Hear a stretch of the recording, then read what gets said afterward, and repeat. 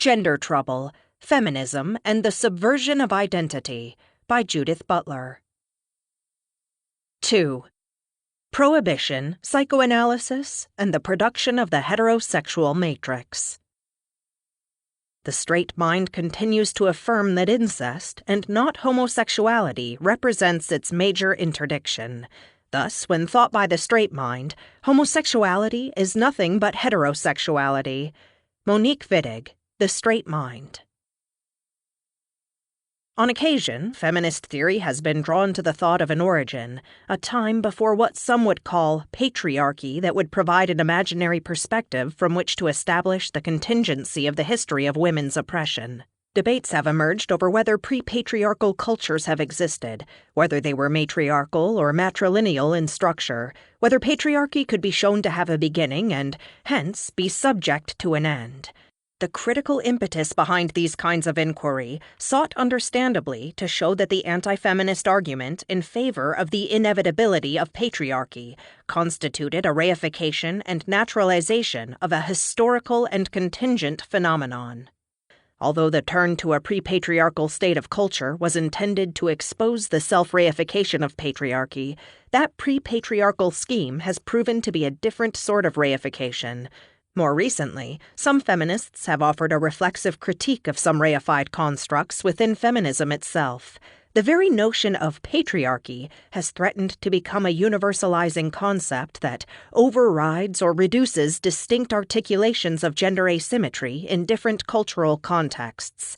As feminism has sought to become integrally related to struggles against racial and colonialist oppression, it has become increasingly important to resist the colonizing epistemological strategy that would subordinate different configurations of domination under the rubric of a transcultural notion of patriarchy. The articulation of the law of patriarchy as a repressive and regulatory structure also requires reconsideration from this critical perspective. The feminist recourse to an imaginary past needs to be cautious, not to promote a politically problematic reification of women's experience in the course of debunking the self-reifying claims of masculinist power. The self-justification of a repressive or subordinating law almost always grounds itself in a story about what it was like before the advent of the law, and how it came about that the law emerged in its present and necessary form. The fabrication of those origins tends to describe a state of affairs before the law that follows a necessary and unilinear narrative that culminates in, and thereby justifies, the constitution of the law. The story of origins is thus a strategic tactic within a narrative that, by telling a single authoritative account about an irrecoverable past, makes the constitution of the law appear as a historical inevitability. Some feminists have found in the pre-juridical past traces of a utopian future, a potential resource for subversive or insurrection that promises to lead to the destruction of the law and the instatement of a new order. But if the imaginary before is inevitably figured within the terms of a prehistorical narrative that serves to legitimate the present state of the law, or alternatively, the imaginary future beyond the law, then this before is always already imbued with the self-justificatory fabrications of present and future interests, whether feminist or anti-feminist. The postulation of the before within feminist theory becomes politically problematic when it constrains the future to materialize an idealized notion of the past, or when it supports, even inadvertently, the reification of a pre-cultural sphere of the authentic feminine. This recourse to an original or genuine femininity is a nostalgic and parochial ideal that refuses the contemporary demand to formulate an account of gender as a complex cultural construction. This ideal tends not only to serve culturally conservative aims, but to constitute an exclusionary practice within feminism, precipitating precisely the kind of fragmentation that the ideal purports to overcome. Throughout the speculation of Engels' socialist feminism, those feminist positions rooted in structuralist anthropology, there emerge various efforts to locate moments or structures within history or culture that establish gender hierarchy.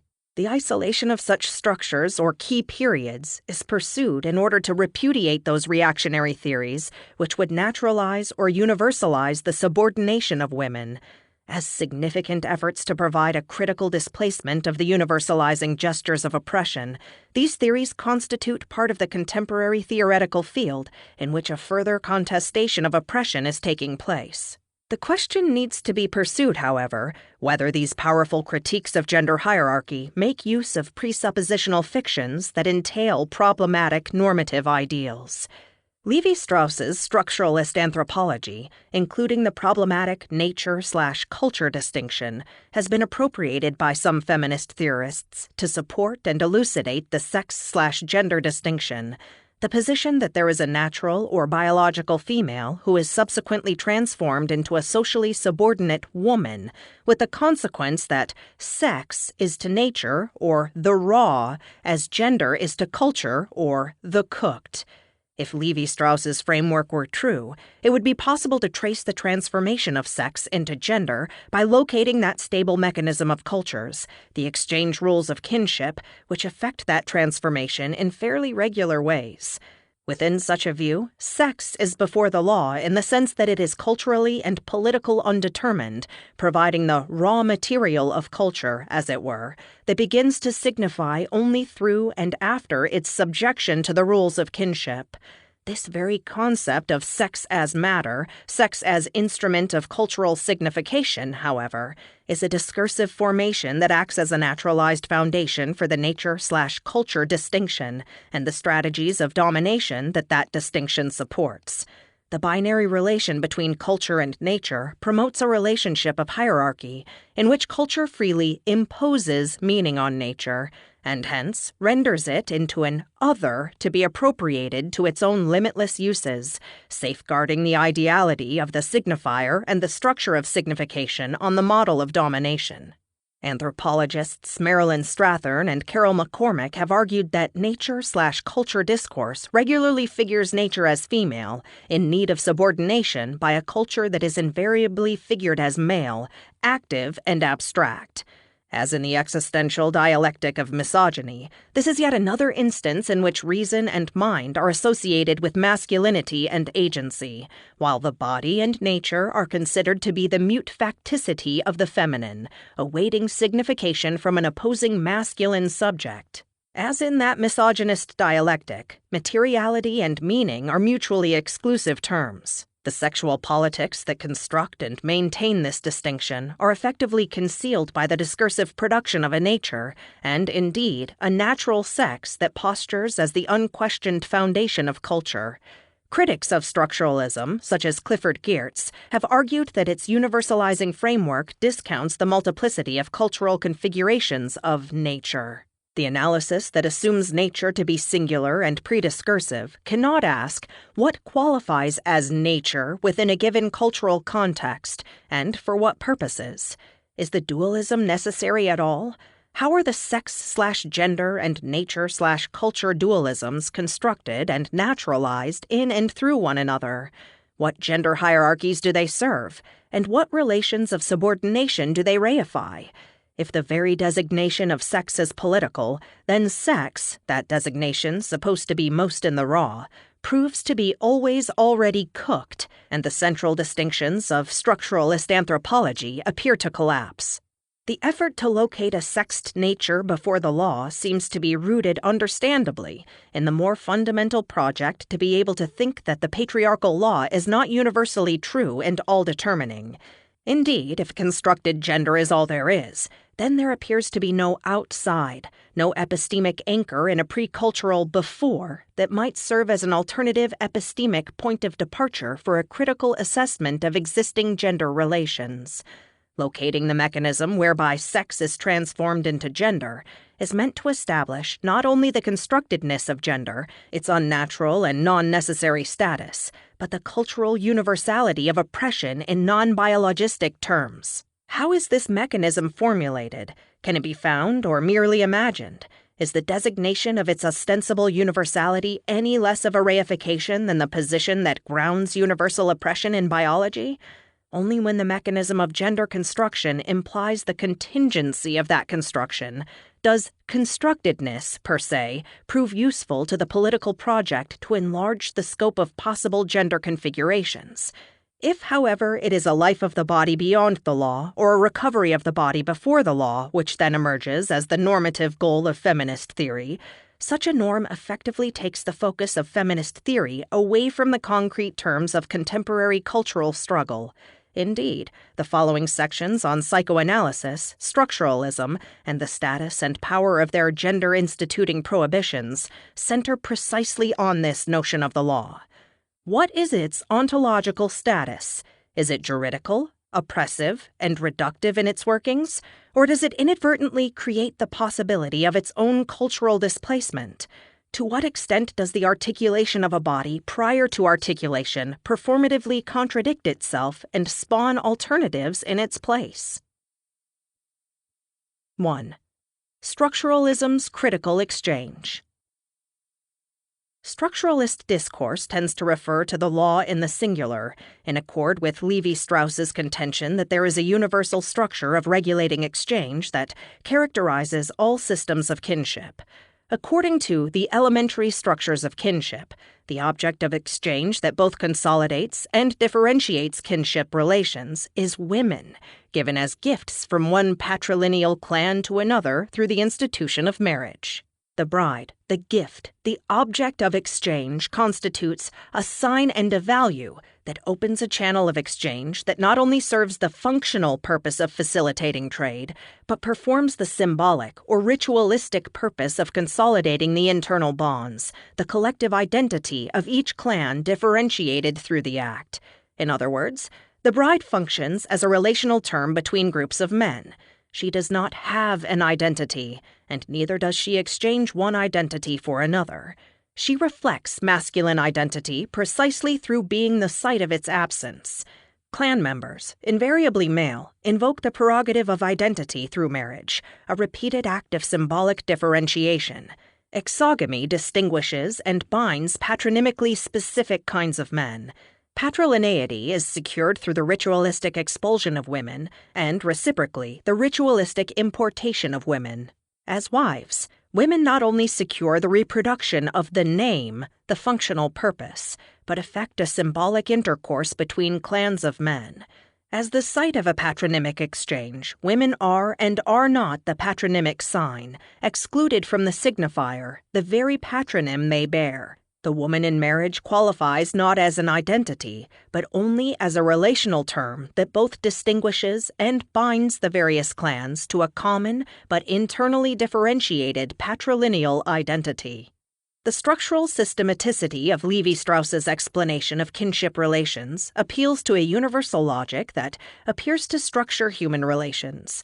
Although Levi-Strauss reports in Triste Tropique that he left philosophy because anthropology provided a more concrete cultural texture to the analysis of human life, he nevertheless assimilates that cultural texture to a totalizing logical structure that effectively returns his analyses to the decontextualized philosophical structures he purported to leave.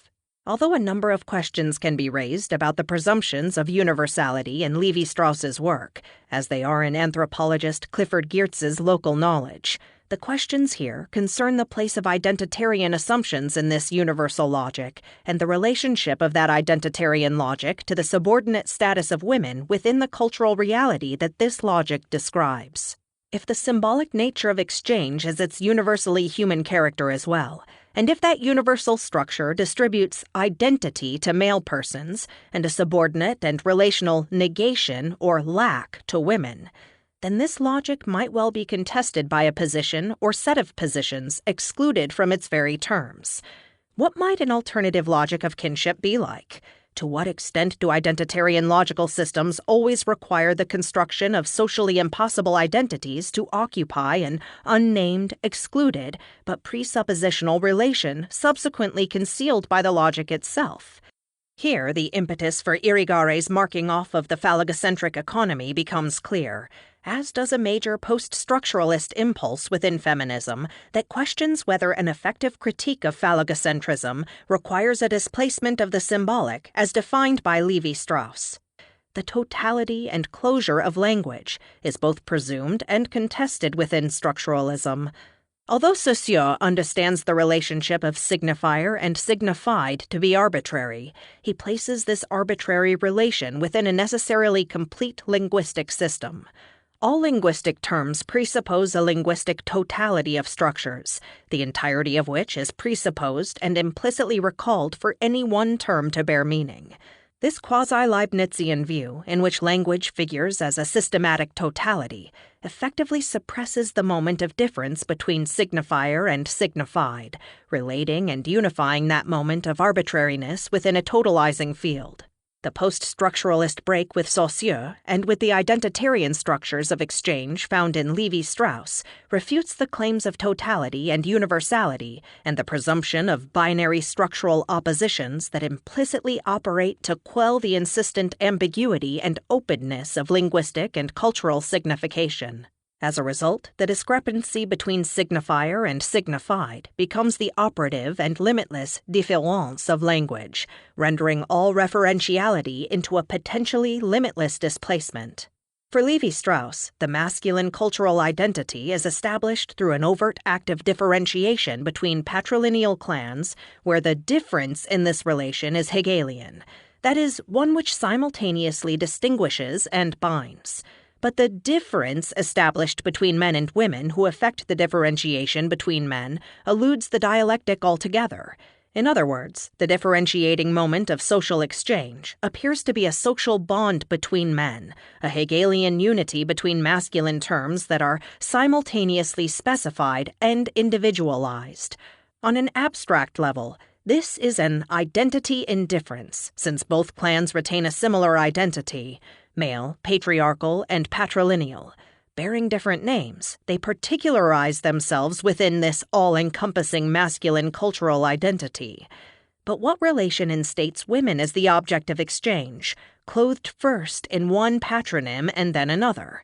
What kind of differentiating mechanism distributes gender functions in this way? What kind of differentiating différence is presupposed and excluded by the explicit male-mediating negation of Levi-Strauss's Hegelian economy? As Irigaray argues, this phallogocentric economy depends essentially on an economy of différence that is never manifest, but always both presupposed and disavowed. In effect, the relations among patrilineal clans are based in homosocial desire, what Irigaray punningly calls homosexuality, a repressed and hence disparaged sexuality, a relationship between men which is, finally, about the bonds of men, but which takes place through the heterosexual exchange and distribution of women. In a passage that reveals the homoerotic unconscious of the phallogocentric economy, Levi-Strauss offers the link between the incest taboo and the consolidation of homoerotic bonds. Exchange, and consequently the rule of exogamy, is not simply that of goods exchanged. Exchange, and consequently the rule of exogamy that expresses it, has in itself a social value. It provides the means of binding men together. The taboo generates exogamic heterosexuality, which Levi-Strauss understands as the artificial accomplishment of a non-incestuous heterosexuality, extracted through the prohibition from a more natural and unconstrained sexuality, an assumption shared by Freud in 3 essays on the theory of sexuality. The relation of reciprocity established between men, however, is the condition of a relation of radical non-reciprocity between men and women, and a relation, as it were, of non-relation between women. Levi-Strauss's notorious claim that the emergence of symbolic thought must have required that women, like words, should be things that were exchanged, suggests a necessity that Levi-Strauss himself induces from the presumed universal structures of culture from the retrospective position of a transparent observer. But the must-have appears as an inference only to function as a performative, since the moment in which the symbolic emerged could not be the one that Levi-Strauss witnessed. He conjectures a necessary history. The report thereby becomes an injunction. His analysis prompted Irigaray to reflect on what would happen if the goods got together and revealed the unanticipated agency of an alternative sexual economy. Her recent work, Sexy Parlant, offers a critical exegesis of how this construction of reciprocal exchange between men presupposes a non-reciprocity between the sexes inarticulable within that economy, as well as the unnameability of the female, the feminine, and lesbian sexuality. If there is a sexual domain that is excluded from the symbolic and can potentially expose the symbolic as hegemonic rather than totalizing in its reach, it must then be possible to locate this excluded domain, either within or outside that economy, and to strategize its intervention in terms of that placement. The following rereading of the structuralist law and the narrative that accounts for the production of sexual difference within its terms centers on the presumed fixity and universality of that law, and through a genealogical critique, seeks to expose that law's powers of inadvertent and self-defeating generativity. Does the law produce these positions unilaterally or invariably? Can it produce configurations of sexuality that effectively contest the law itself, or are those contests inevitably phantasmic? Can the generativity of that law be specified as variable or even subversive? The law forbidding incest is the locus of this economy of kinship that forbids endogamy. Levi-Strauss maintains that the centrality of the incest taboo establishes the significant nexus between structuralist anthropology and psychoanalysis. Although Levi-Strauss acknowledges that Freud's totem and taboo has been discredited on empirical grounds, he considers that repudiating gesture as paradoxical evidence in support of Freud's thesis. Incest, for Levi-Strauss, is not a social fact, but a pervasive cultural fantasy. Presuming the heterosexual masculinity of the subject of desire, Levi-Strauss maintains that the desire for the mother or the sister, the murder of the father and the sons, repentance, undoubtedly do not correspond to any fact or group of facts occupying a given place in history. But perhaps they symbolically express an ancient and lasting dream. In an effort to affirm the psychoanalytic insight into unconscious incestuous fantasy, Levi-Strauss refers to the magic of this dream, its power to mold men's thoughts unbeknown to them. The acts it evokes have never been committed because culture opposes them at all times and all places. This rather astonishing statement provides insight not only into Levi-Strauss's apparent powers of denial, acts of incest have never been committed, but the central difficulty with assuming the efficacy of that prohibition. That the prohibition exists in no way suggests that it works. Rather, its existence appears to suggest that desires, actions, indeed pervasive social practices of incest, are generated precisely in virtue of the eroticization of that taboo. That incestuous desires are phantasmic in no way implies that they are not also social facts. The question is rather, how do such phantasms become generated, and indeed instituted as a consequence of their prohibition? Further, how does the social conviction, here symptomatically articulated through Levi-Strauss, that the prohibition is efficacious disavow and, hence, clear a social space in which incestuous practices are free to reproduce themselves without proscription? For Levi-Strauss, the taboo against the act of heterosexual incest between son and mother, as well as that incestuous fantasy, are instated as universal truths of culture. How is incestuous heterosexuality constituted as the ostensibly natural and pre-artificial matrix for desire? And how is desire established as a heterosexual male prerogative? The naturalization of both heterosexuality and masculine sexual agency are discursive constructions nowhere accounted for, but everywhere assumed within this founding structuralist frame. The Lacanian appropriation of Levi-Strauss focuses on the prohibition against incest and the rule of exogamy in the reproduction of culture, where culture is understood primarily as a set of linguistic structures and significations. For Lacan, the law which forbids the incestuous union between boy and mother initiates the structures of kinship, a series of highly regulated libidinal displacements that take place through language. Although the structures of language, collectively understood as the symbolic, maintain an ontological integrity apart from the various speaking agents through whom they work, the law reasserts and individuates itself within the terms of every infantile entrance into culture. Speech emerges only upon the condition of dissatisfaction, where dissatisfaction is instituted through incestuous prohibition. The original jouissance is lost through the primary repression that founds the subject. In its place emerges the sign which is similarly barred from the signifier, and which seeks in what it signifies a recovery of that irrecoverable pleasure. Founded through that prohibition, the subject speaks only to displace desire onto the metonymic substitutions for that irretrievable pleasure. Language is the residue and alternative accomplishment of dissatisfied desire, the variegated cultural production of a sublimation that never really satisfies. That language inevitably fails to signify is the necessary consequence of the prohibition which grounds the possibility of language and marks the vanity of its referential gestures. 2. Lacan, Riviere, and the strategies of Masquerade. To ask after the being of gender and or sex in Lacanian terms is to confound the very purpose of Lacan's theory of language. Lacan disputes the primacy given to ontology within the terms of Western metaphysics and insists upon the subordination of the question, what is/has being, to the prior question, how is being instituted and allocated through the signifying practices of the paternal economy?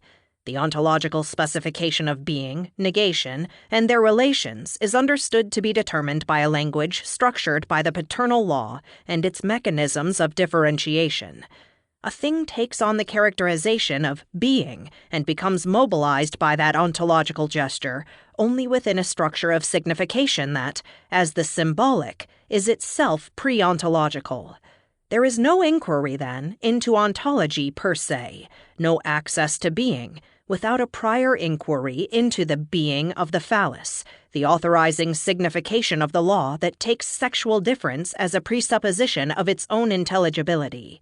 Being the phallus and having the phallus denote divergent sexual positions, or non-positions, impossible positions really, within language. To be the phallus is to be the signifier of the desire of the other, and to appear as this signifier. In other words, it is to be the object, the other of a heterosexualized, masculine desire, but also to represent or reflect that desire. This is an other that constitutes, not the limit of masculinity in a feminine alterity, but the site of a masculine self-elaboration. For women to be the phallus means, then, to reflect the power of the phallus, to signify that power, to embody the phallus, to supply the site to which it penetrates, and to signify the phallus through being its other, its absence, its lack, the dialectical confirmation of its identity. By claiming that the other that lacks the phallus is the one who is the phallus, Lacan clearly suggests that power is wielded by this feminine position of not having, that the masculine subject who has the phallus requires this other to confirm and hence be the phallus in its extended sense. This ontological characterization presupposes that the appearance or effect of being is always produced through the structures of signification. The symbolic order creates cultural intelligibility through the mutually exclusive positions of having the phallus, the position of men, and being the phallus, the paradoxical position of women. The interdependency of these positions recalls the Hegelian structure of failed reciprocity between master and slave, in particular, the unexpected dependency of the master on the slave in order to establish his own identity through reflection. Lacan casts that drama, however, in a phantasmatic domain. Every effort to establish identity within the terms of this binary disjunction of being and having returns to the inevitable lack and loss that ground their phantasmatic construction and mark the incommensurability of the symbolic and the real. If the symbolic is understood as a culturally universal structure of signification that is nowhere fully instantiated in the real, it makes sense to ask, what or who is it that signifies what or whom in this ostensibly cross-cultural affair? This question, however, is posed within a frame that presupposes a subject as signifier and an object as signified, the traditional epistemological dichotomy within philosophy prior to the structuralist displacement of the subject. Lacan calls into question this scheme of signification. He poses the relation between the sexes in terms that reveal the speaking I as a masculinized effect of repression, one which postures as an autonomous and self-grounding subject, but whose very coherence is called into question by the sexual positions that it excludes in the process of identity formation. For Lacan, the subject comes into being, that is, begins to posture as a self-grounding signifier within language, only on the condition of a primary repression of the pre-individuated incestuous pleasures associated with the, now repressed, maternal body. The masculine subject only appears to originate meanings and thereby to signify. His seemingly self-grounded autonomy attempts to conceal the repression which is both its ground and the perpetual possibility of its own ungrounding. But that process of meaning constitution requires that women reflect that masculine power and everywhere reassure that power of the reality of its illusory autonomy. This task is confounded, to say the least, when the demand that women reflect the autonomous power of masculine subject/signifier becomes essential to the construction of that autonomy, and thus becomes the basis of radical dependency that effectively undercuts the function it serves. But further, this dependency, although denied, is also pursued by the masculine subject, for the woman as reassuring sign is the displaced maternal body, the vain but persistent promise of the recovery of pre-individuated jouissance. The conflict of masculinity appears, then, to be precisely the demand for full recognition of autonomy that will also and nevertheless promise a return to those full pleasures prior to repression and individuation. Women are said to be the phallus in the sense that they maintain the power to reflect or represent the reality of the self-grounding postures of the masculine subject, a power which, if withdrawn, would break up the foundational illusions of the masculine subject position. In order to be the phallus, the reflector and guarantor of an apparent masculine subject position, women must be, in the sense of posture as if they were, precisely what men are not, and, in their very lack, establish the essential function of men. Hence, being the phallus is always a being for a masculine subject who seeks to reconfirm and augment his identity through the recognition of that being for. In a strong sense, Lacan disputes the notion that men signify the meaning of women, or that women signify the meaning of men. The division and exchange between this being and having, the phallus, is established by the symbolic, the paternal law. Part of the comedic dimension of this failed model of reciprocity, of course, is that both masculine and feminine positions are signified, the signifier belonging to the symbolic that can never be assumed in more than token form by either position. To be the phallus is to be signified by the paternal law, to be both its object and its instrument, and, in structuralist terms, the sign and promise of its power. Hence, as the constituted or signified object of exchange through which the paternal law extends its power, and the mode in which it appears, women are said to be the phallus, that is, the emblem of its continuing circulation. But this being the phallus is necessarily dissatisfying to the extent that women can never fully reflect that law. Some feminists argue that it requires a renunciation of women's own desire, a double renunciation, in fact, corresponding to the double wave of repression that Freud claimed founds femininity, which is the expropriation of that desire as the desire to be nothing other than a reflection, a guarantor of the pervasive necessity of the phallus. On the other hand, men are said to have the phallus, yet never to be it, in the sense that the penis is not equivalent to the law and can never fully symbolize that law.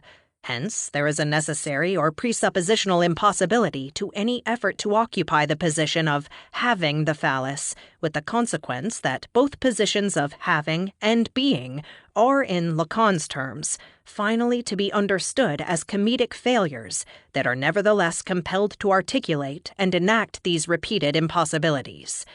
But how does a woman appear to be the phallus, the lack that embodies and affirms the phallus? According to Lacan, this is done through masquerade, the effect of a melancholy that is essential to the feminine position as such. In his early essay, The Meaning of the Phallus, he writes of the relations between the sexes. Let us say that these relations will revolve around a being and a having, which, because they refer to a signifier, the phallus, have the contradictory effect of, on the one hand, lending reality to the subject in that signifier, and on the other, making unreal the relations to be signified. In the lines that directly follow this sentence, Lacan appears to refer to the appearance of the reality of the masculine subject, as well as to the unreality of heterosexuality.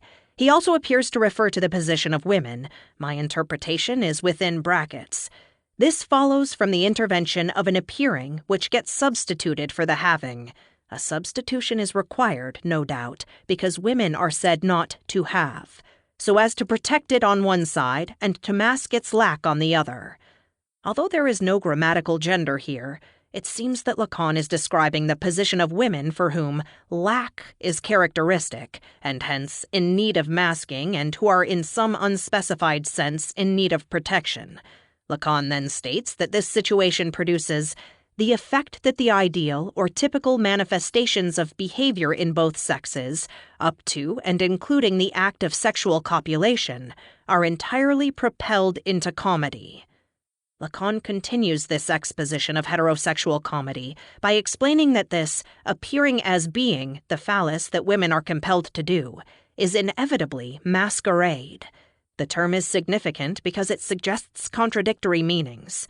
On the one hand, if the being, the ontological specification of the phallus, is masquerade, then it would appear to reduce all being to a form of appearing, the appearance of being, with the consequence that all gender ontology is reducible to the play of appearances.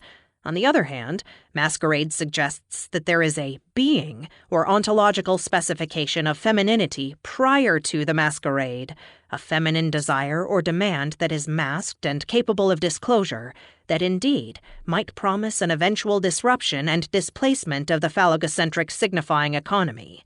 At least two very different tasks can be discerned from the ambiguous structure of Lacan's analysis. On the one hand, masquerade may be understood as the performative production of a sexual ontology, an appearing that makes itself convincing as a being. On the other hand, masquerade can be read as a denial of a feminine desire that presupposes some prior ontological femininity regularly unrepresented by the phallic economy. Riviere remarks in such a vein that the masquerade is what women do in order to participate in man's desire, but at the cost of giving up their own. The former task would engage a critical reflection on gender ontology as a parodic deconstruction, and perhaps pursue the mobile possibilities of the slippery distinction between appearing and being, a radicalization of the comedic dimension of sexual ontology only partially pursued by Lacan. The latter would initiate feminist strategies of unmasking in order to recover or release whatever feminine desire has remained suppressed within the terms of the phallic economy. Perhaps these alternative directions are not as mutually exclusive as they appear, since appearances become more suspect all the time. Reflections on the meaning of masquerade in Lacan, as well as in Joan Riviere's Womanliness as a Masquerade, have differed greatly in their interpretations of what precisely is masked by masquerade. Is masquerade the consequence of a feminine desire that must be negated, and thus made into a lack that, nevertheless, must appear in some way? Is masquerade the consequence of a denial of this lack for the purpose of appearing to be the phallus? Does masquerade construct femininity as the reflection of the phallus in order to disguise bisexual possibilities that otherwise might disrupt the seamless construction of a heterosexualized femininity? Does masquerade, as Riviere suggests, transform aggression and the fear of reprisal into seduction and flirtation? Does it serve primarily to conceal or repress a pre-given femininity, a feminine desire which would establish an insubordinate alterity to the masculine subject and expose the necessary failure of masculinity? Or is masquerade the means by which femininity itself is first established, the exclusionary practice of identity formation in which the masculine is effectively excluded and instated as outside the boundaries of a feminine gendered position? Lacan continues the quotation cited. Paradoxical as this formulation might seem, it is in order to be the phallus, that is, the signifier of the desire of the other, that the woman will reject an essential part of her femininity, notably all its attributes through Masquerade. It is for what she is not that she expects to be desired as well as loved, but she finds the signifier of her own desire in the body of the one to whom she addresses her demand for love. Certainly we should not forget that the organ invested with this signifying function takes on the value of a fetish. If this unnamed organ, presumably the penis, treated like the Hebraic Yahweh, never to be spoken, is a fetish, why should it be that we might so easily forget it, as Lacan himself assumes? And what is the essential part of her femininity that must be rejected? Is it the, again, unnamed part which, once rejected, appears as a lack? Or is it the lack itself that must be rejected, so that she might appear as the phallus itself? Is the unnameability of this essential part the same unnameability that attends the male organ that we are always in danger of forgetting?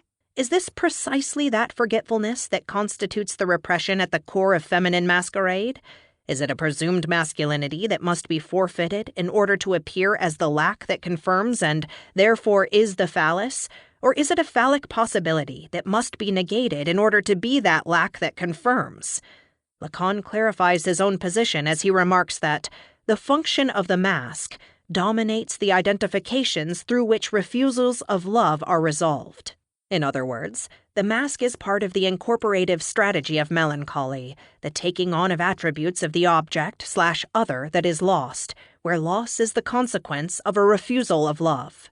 That the mask dominates, as well as resolves these refusals, suggests that appropriation is the strategy through which those refusals are themselves refused, a double negation that redoubles the structure of identity through the melancholic absorption of the one who is, in effect, twice lost. Significantly, Lacan locates the discussion of the mask in conjunction with an account of female homosexuality.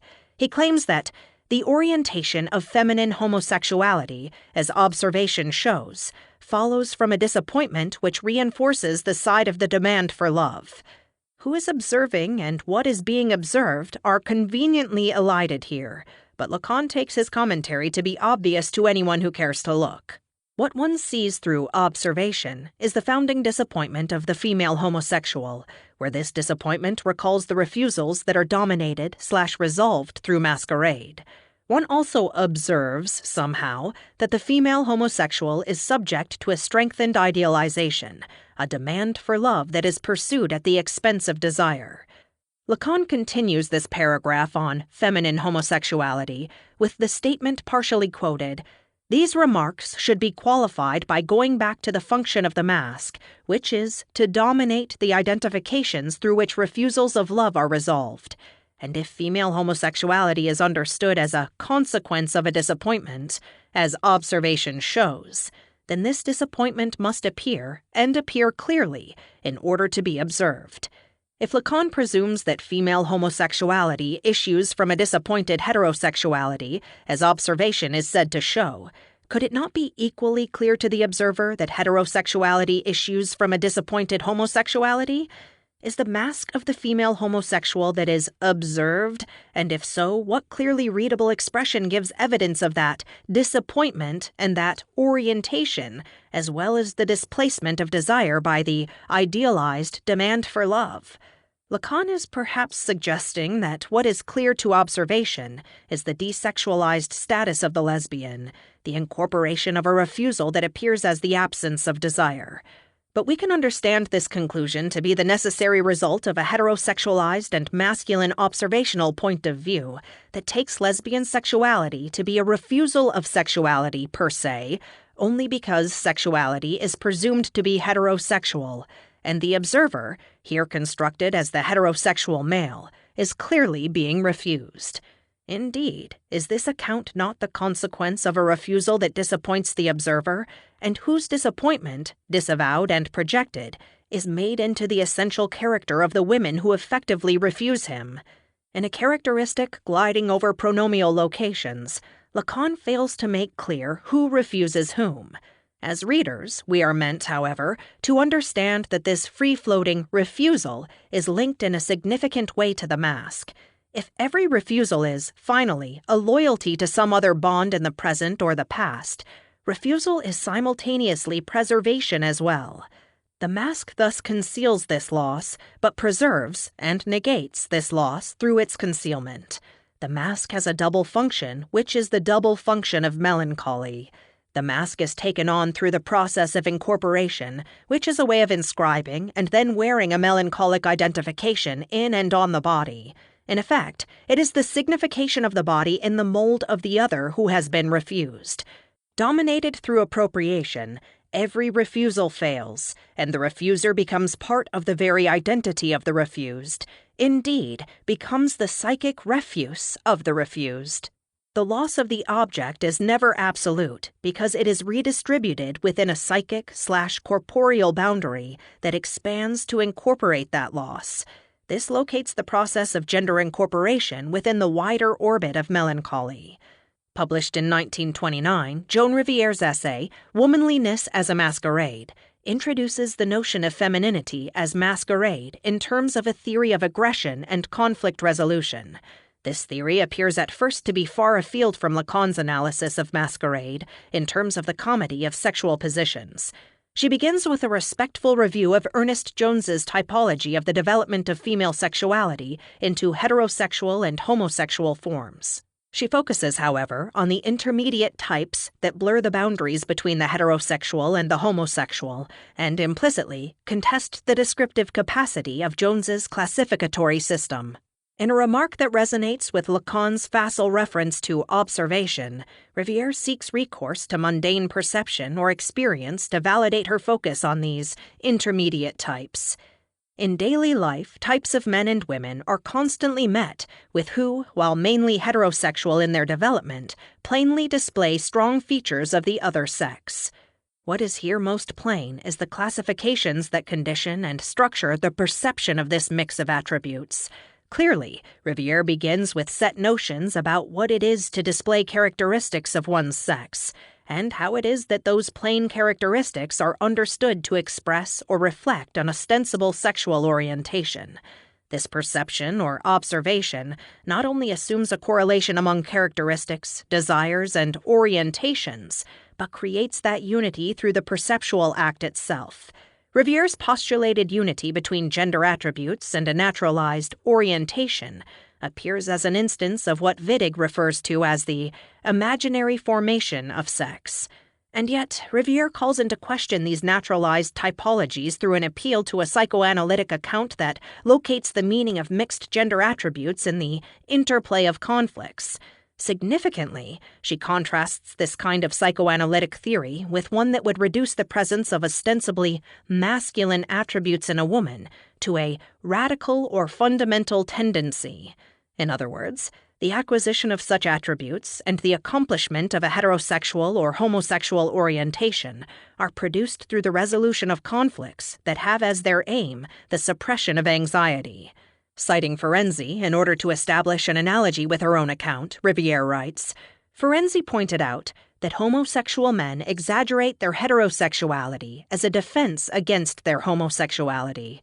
I shall attempt to show that women who wish for masculinity may put on a mask of womanliness to avert anxiety and the retribution feared from men. It is unclear what is the exaggerated form of heterosexuality the homosexual man is alleged to display, but the phenomenon under notice here might simply be that gay men simply may not look much different from their heterosexual counterparts. This lack of an overt differentiating style or appearance may be diagnosed as a symptomatic defense only because the gay man in question does not conform to the idea of the homosexual that the analyst has drawn and sustained from cultural stereotypes. A Lacanian analysis might argue that the supposed exaggeration in the homosexual man of whatever attributes count as apparent heterosexuality is the attempt to have the phallus, the subject position that entails an active and heterosexualized desire. Similarly, the mask of the women who wish for masculinity can be interpreted as an effort to renounce the having of the phallus in order to avert retribution by those from whom it must have been procured through castration. Riviere explains the fear of retribution as the consequence of a woman's fantasy to take the place of men, more precisely, of the father.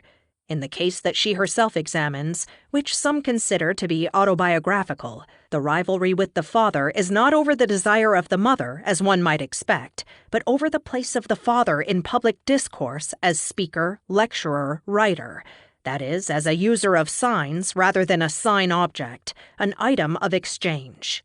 This castrating desire might be understood as the desire to relinquish the status of woman as sign in order to appear as a subject within language. Indeed, the analogy that Riviere draws between the homosexual man and the masked woman is not, in her view, an analogy between male and female homosexuality. Femininity is taken on by a woman who wishes for masculinity, but fears the retributive consequences of taking on the public appearance of masculinity.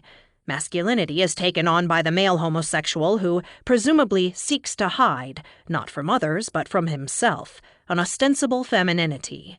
The woman takes on a masquerade knowingly in order to conceal her masculinity from the masculine audience she wants to castrate. But the homosexual man is said to exaggerate his heterosexuality, meaning a masculinity that allows him to pass as heterosexual, as a defense, unknowingly, because he cannot acknowledge his own homosexuality. Or is it that the analyst would not acknowledge it if it were his?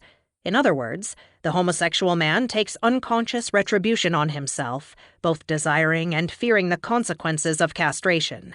The male homosexual does not know his homosexuality, although Ferenczi and Riviere apparently do. But does Riviere know the homosexuality of the woman in Masquerade that she describes? When it comes to the counterpart of the analogy that she herself sets up, the woman who wishes for masculinity is homosexual only in terms of sustaining a masculine identification, but not in terms of a sexual orientation or desire.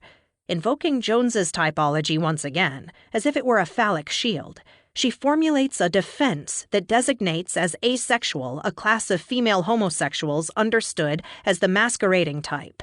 His first group of homosexual women who, while taking no interest in other women, wish for recognition of their masculinity from men and claim to be the equals of men, or in other words, to be men themselves. As in Lacan, the lesbian is here signified as an asexual position, as indeed a position that refuses sexuality. For the earlier analogy with Ferenczi to become complete, it would seem that this description enacts the defense against female homosexuality as sexuality that is nevertheless understood as the reflexive structure of the homosexual man. And yet, there is no clear way to read this description of a female homosexuality that is not about a sexual desire for women. Riviere would have us believe that this curious typological anomaly cannot be reduced to a repressed female homosexuality or heterosexuality. What is hidden is not sexuality, but rage. One possible interpretation is that the woman in Masquerade wishes for masculinity in order to engage in public discourse with men, and as a man as part of a male homoerotic exchange. And precisely because that male homoerotic exchange would signify castration, she fears the same retribution that motivates the defenses of the homosexual man. Indeed, perhaps femininity as masquerade is meant to deflect from male homosexuality, that being the erotic presupposition of hegemonic discourse, the homosexuality that Irigaray suggests. In any case, Riviere would have us consider that such women sustain masculine identifications not to occupy a position in a sexual exchange, but rather to pursue a rivalry that has no sexual object, or at least that has none that she will name.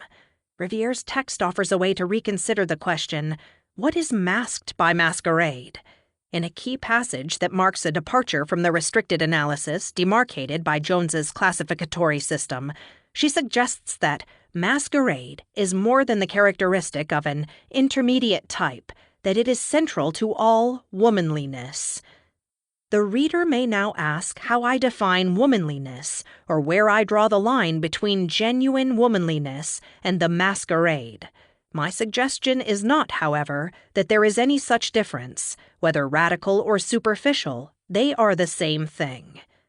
This refusal to postulate a femininity that is prior to mimicry and the mask is taken up by Stephen Heath in Joan Riviere and the Masquerade as evidence for the notion that authentic womanliness is such a mimicry, is the masquerade.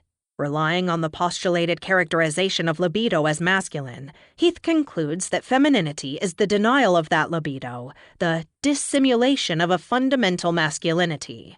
Femininity becomes a mask that dominates/resolves a masculine identification, for a masculine identification would, within the presumed heterosexual matrix of desire, produce a desire for a female object, the phallus. Hence, the dawning of femininity as mask may reveal a refusal of a female homosexuality, and at the same time, the hyperbolic incorporation of that female other who is refused, an odd form of preserving and protecting that love within the circle of the melancholic and negative narcissism that results from the psychic inculcation of compulsory heterosexuality. One might read Riviere as fearful of her own phallicism, that is, of the phallic identity she risks exposing in the course of her lecture, her writing, indeed the writing of this phallicism that the essay itself both conceals and enacts. It may, however, be less her own masculine identity than the masculine heterosexual desire that is its signature that she seeks both to deny and enact by becoming the object she forbids herself to love. This is the predicament produced by a matrix that accounts for all desire for women by subjects of whatever sex or gender as originating in a masculine, heterosexual position. The libido as masculine is the source from which all possible sexuality is presumed to come. Here the typology of gender and sexuality needs to give way to a discursive account of the cultural production of gender. If Riviere's analysand is a homosexual without homosexuality, that may be because that option is already refused her. The cultural existence of this prohibition is there in the lecture space, determining and differentiating her as speaker and her mainly male audience. Although she fears that her castrating wish might be understood, she denies that there is a contest over a common object of desire without which the masculine identification that she does acknowledge would lack its confirmation and essential sign. Indeed, her account presupposes the primacy of aggression over sexuality, the desire to castrate and take the place of the masculine subject, a desire avowedly rooted in a rivalry, but one which, for her, exhausts itself in the act of displacement. But the question might usefully be asked, what sexual fantasy does this aggression serve, and what sexuality does it authorize? Although the right to occupy the position of a language user is the ostensible purpose of the analysand's aggression, we can ask whether there is not a repudiation of the feminine that prepares this position within speech, and which invariably re-emerges as the phallic other that will phantasmatically confirm the authority of the speaking subject. We might then rethink the very notions of masculinity and femininity constructed here as rooted in unresolved homosexual cathexis. The melancholy refusal/domination of homosexuality culminates in the incorporation of the same-sexed object of desire and reemerges in the construction of discrete sexual natures that require and institute their opposites through exclusion. To presume the primacy of bisexuality or the primary characterization of the libido as masculine is still not to account for the construction of these various primacies. Some psychoanalytic accounts would argue that femininity is based in the exclusion of the masculine, where the masculine is one part of a bisexual psychic composition. The coexistence of the binary is assumed, and then repression and exclusion intercede to craft discretely gendered identities out of this binary, with the result that identity is always already inherent in a bisexual disposition that is, through repression, severed into its component parts. In a sense, the binary restriction on culture postures as the pre-cultural bisexuality that sunders into heterosexual familiarity through its advent into culture. From the start, however, the binary restriction on sexuality shows clearly that culture in no way postdates the bisexuality that it purports to repress. It constitutes the matrix of intelligibility through which primary bisexuality itself becomes unthinkable. The bisexuality that is posited as a psychic foundation and is said to be repressed at a later date is a discursive production that claims to be prior to all discourse, effected through the compulsory and generative exclusionary practices of normative heterosexuality. Lacanian discourse centers on the notion of a divide, a primary or fundamental split that renders the subject internally divided, and that establishes the duality of the sexes. But why this exclusive focus on the fall into two-ness? Within Lacanian terms, it appears that division is always the effect of the law, and not a pre-existing condition on which the law acts. Jacqueline Rose writes that, for both sexes, sexuality will necessarily touch on the duplicity which undermines its fundamental divide, suggesting that sexual division, effected through repression, is invariably undermined by the very ruse of identity. But is it not a prediscursive doubleness that comes to undermine the univocal posturing of each position within the field of sexual difference? Rose writes compellingly that, for Lacan, as we have seen, there is no prediscursive reality. How return, other than by means of a special discourse, to a prediscursive reality? No place prior to the law which is available can be retrieved. As an indirect critique of Irigary's efforts to mark a place for feminine writing outside the phallic economy, Rose then adds, and there is no feminine outside language. If prohibition creates the fundamental divide of sexuality, and if this divide is shown to be duplicitous precisely because of the artificiality of its division, then there must be a division that resists division, a psychic doubleness or inherent bisexuality that comes to undermine every effort of severing. To consider this psychic doubleness as the effect of the law is Lacan's stated purpose, but the point of resistance within his theory as well. Rose is no doubt right to claim that every identification, precisely because it has a phantasm as its ideal, is bound to fail. Any psychoanalytic theory that prescribes a developmental process that presupposes the accomplishment of a given father-son or mother-daughter identification mistakenly conflates the symbolic with the real and misses the critical point of incommensurability that exposes identification and the drama of being and having the phallus as invariably phantasmatic. And yet, what determines the domain of the phantasmatic, the rules that regulate the incommensurability of the symbolic with the real?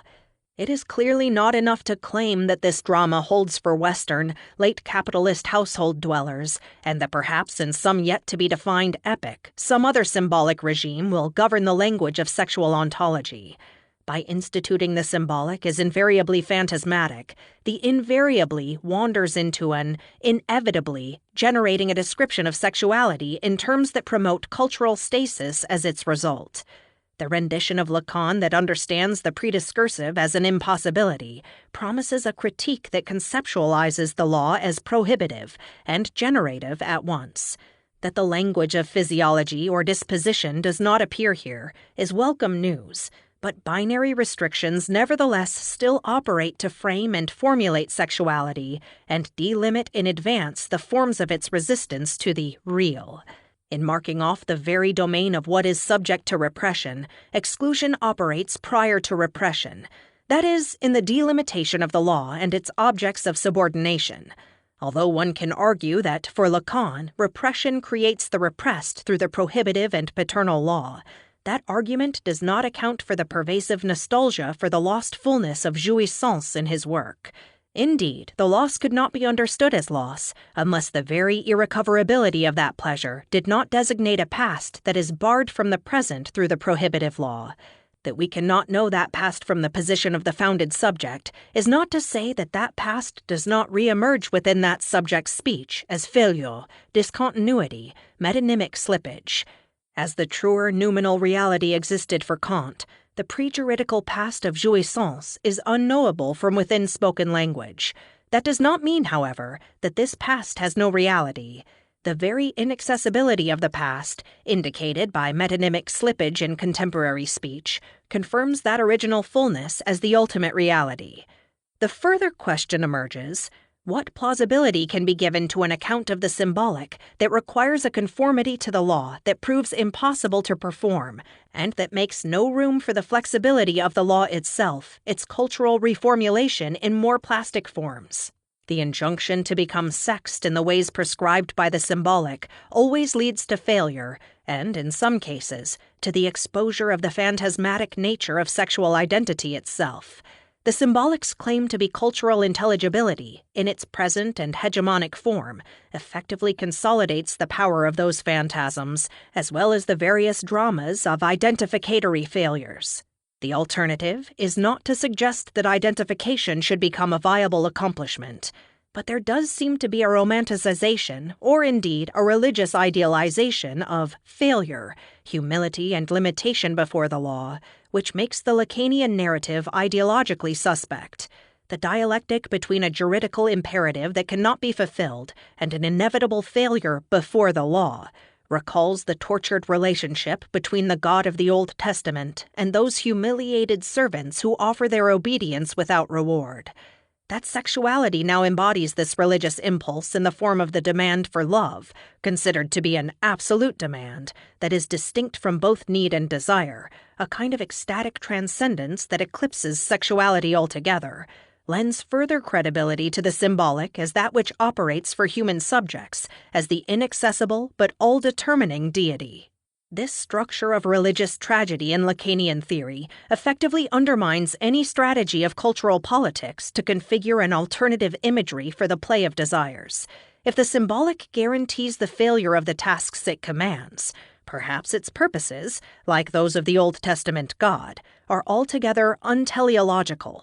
Not the accomplishment of some goal, but obedience and suffering to enforce the subject's sense of limitation before the law. There is, of course, the comic side to this drama that is revealed through the disclosure of the permanent impossibility of the realization of identity. But even this comedy is the inverse expression of enslavement to the God that it claims to be unable to overcome. Lacanian theory must be understood as a kind of slave morality. How would Lacanian theory be reformulated after the appropriation of Nietzsche's insight in On the Genealogy of Morals, that God, the inaccessible symbolic, is rendered inaccessible by a power, the will to power, that regularly institutes its own powerlessness? This figuration of the paternal law as the inevitable and unknowable authority before which the sexed subject is bound to fail must be read for the theological impulse that motivates it, as well as for the critique of theology that points beyond it. The construction of the law that guarantees failure is symptomatic of a slave morality that disavows the very generative powers it uses to construct the law as a permanent impossibility. What is the power that creates this fiction that reflects inevitable subjection? What are the cultural stakes and keeping power within that self-negating circle? And how might that power be reclaimed from the trappings of a prohibitive law that is that power in its dissimulation and self-subjection? 3.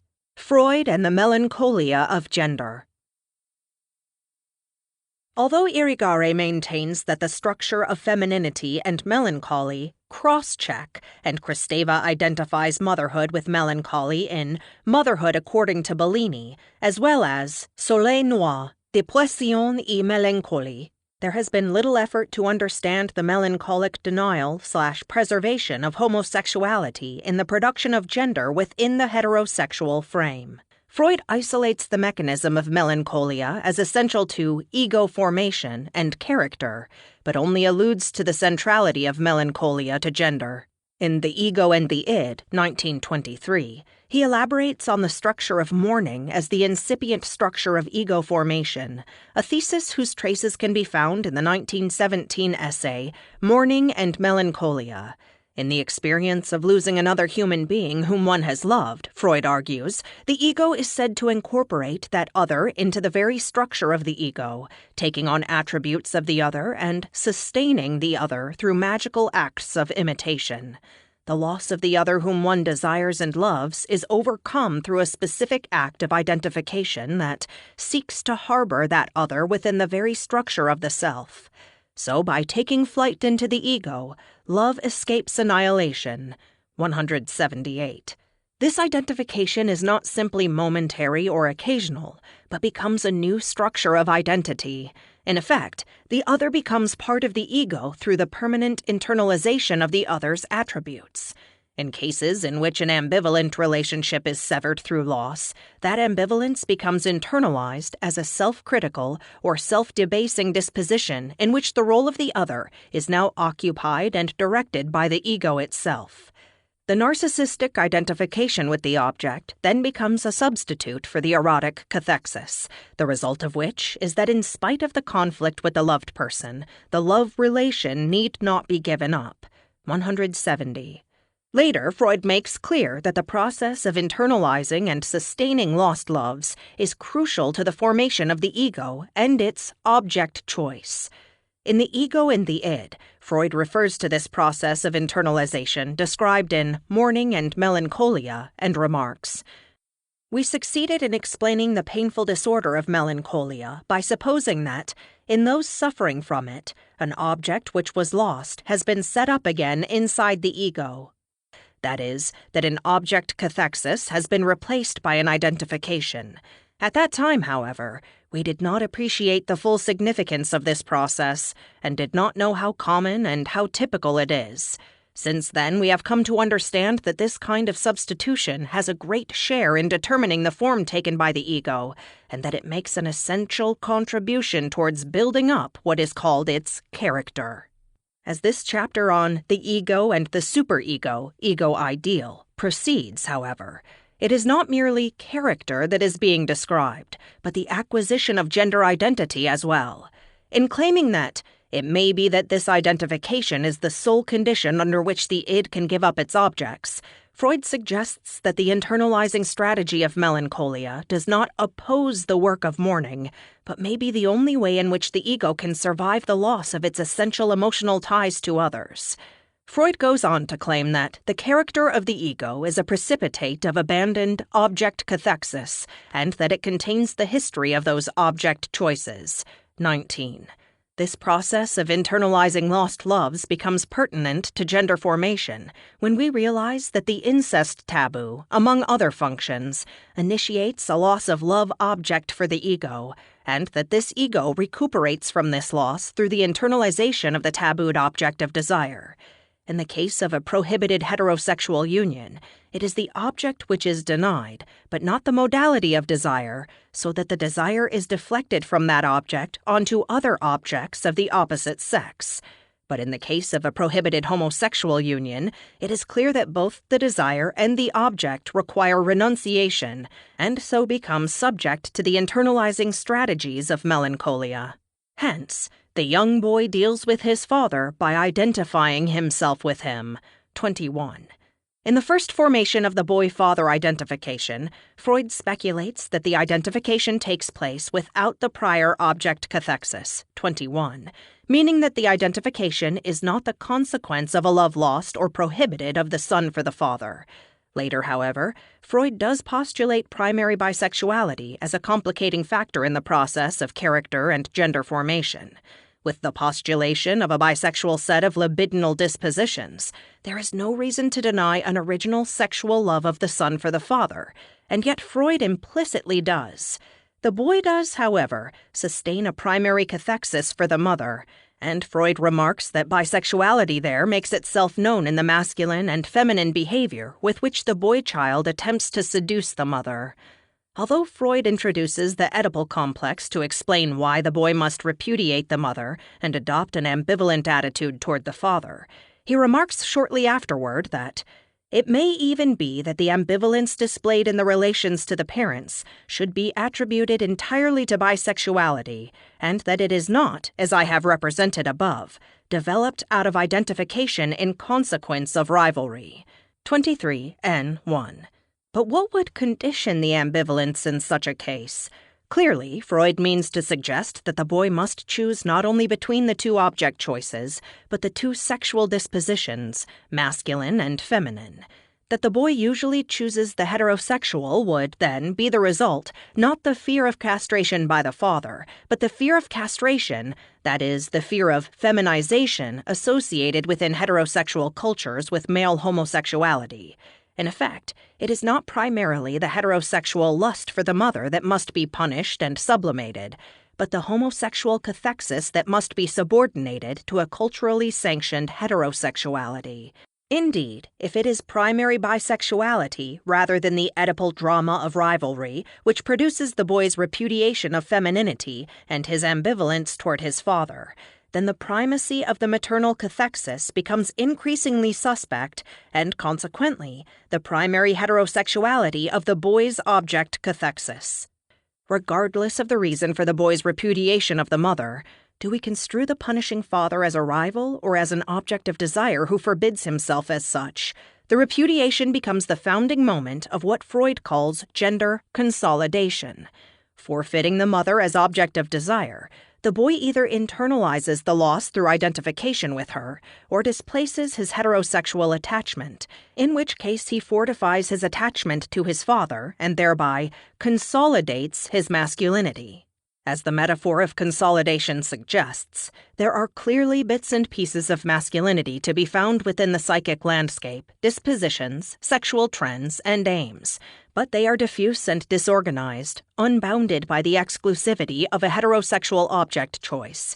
Indeed, if the boy renounces both aim and object, and therefore heterosexual cathexis altogether, he internalizes the mother and sets up a feminine superego which dissolves and disorganizes masculinity, consolidating feminine libidinal dispositions in its place. For the young girl as well, the Oedipal complex can be either positive, same-sex identification, or negative, opposite-sex identification. The loss of the father initiated by the incest taboo may result either in an identification with the object lost, a consolidation of masculinity, or a deflection of the aim from the object, in which case heterosexuality triumphs over homosexuality, and a substitute object is found. At the close of his brief paragraph on the negative Oedipal complex in the young girl, Freud remarks that the factor that decides which identification is accomplished is the strength or weakness of masculinity and femininity in her disposition. Significantly, Freud avows his confusion about what precisely a masculine or feminine disposition is when he interrupts his statement midway with the hyphenated doubt, whatever that may consist in. 22. What are these primary dispositions on which Freud himself apparently founders? Are these attributes of an unconscious libidinal organization? And how precisely do the various identifications set up in consequence of the Oedipal conflict work to reinforce or dissolve each of these dispositions? What aspect of femininity do we call dispositional? And what is the consequence of identification? Indeed, what is to keep us from understanding the dispositions of bisexuality as the effects or productions of a series of internalizations? Moreover, how do we identify a feminine or a masculine disposition at the outset? By what traces is it known, and to what extent do we assume a feminine or a masculine disposition as the precondition of a heterosexual object choice? In other words, to what extent do we read the desire for the father as evidence of a feminine disposition only because we begin, despite the postulation of primary bisexuality, with a heterosexual matrix for desire? The conceptualization of bisexuality in terms of dispositions, feminine and masculine, which have heterosexual aims as their intentional correlates, suggests that for Freud, bisexuality is the coincidence of two heterosexual desires within a single psyche. The masculine disposition is, in effect, never oriented toward the father as an object of sexual love, and neither is the feminine disposition oriented toward the mother. The young girl may be so oriented, but this is before she has renounced that masculine side of her dispositional nature. In repudiating the mother as an object of sexual love, the girl of necessity repudiates her masculinity and, paradoxically, fixes her femininity as a consequence. Hence, within Freud's thesis of primary bisexuality, there is no homosexuality, and only opposites attract. But what is the proof Freud gives us for the existence of such dispositions? If there is no way to distinguish between the femininity acquired through internalizations and that which is strictly dispositional, then what is to preclude the conclusion that all gender-specific affinities are the consequence of internalizations? On what basis are dispositional sexualities and identities ascribed to individuals? And what meaning can we give to femininity and masculinity at the outset? Taking the problematic of internalization as a point of departure, let us consider the status of internalized identifications in the formation of gender, and secondarily, the relation between an internalized gender affinity and the self-punishing melancholia of internalized identifications. In Mourning and Melancholia, Freud interprets the self-critical attitudes of the melancholic to be the result of the internalization of a lost object of love.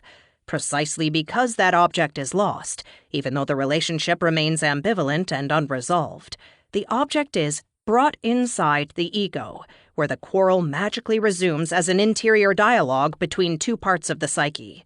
In Mourning and Melancholia, the lost object is set up within the ego as a critical voice or agency, and the anger originally felt for the object is reversed so that the internalized object now berates the ego.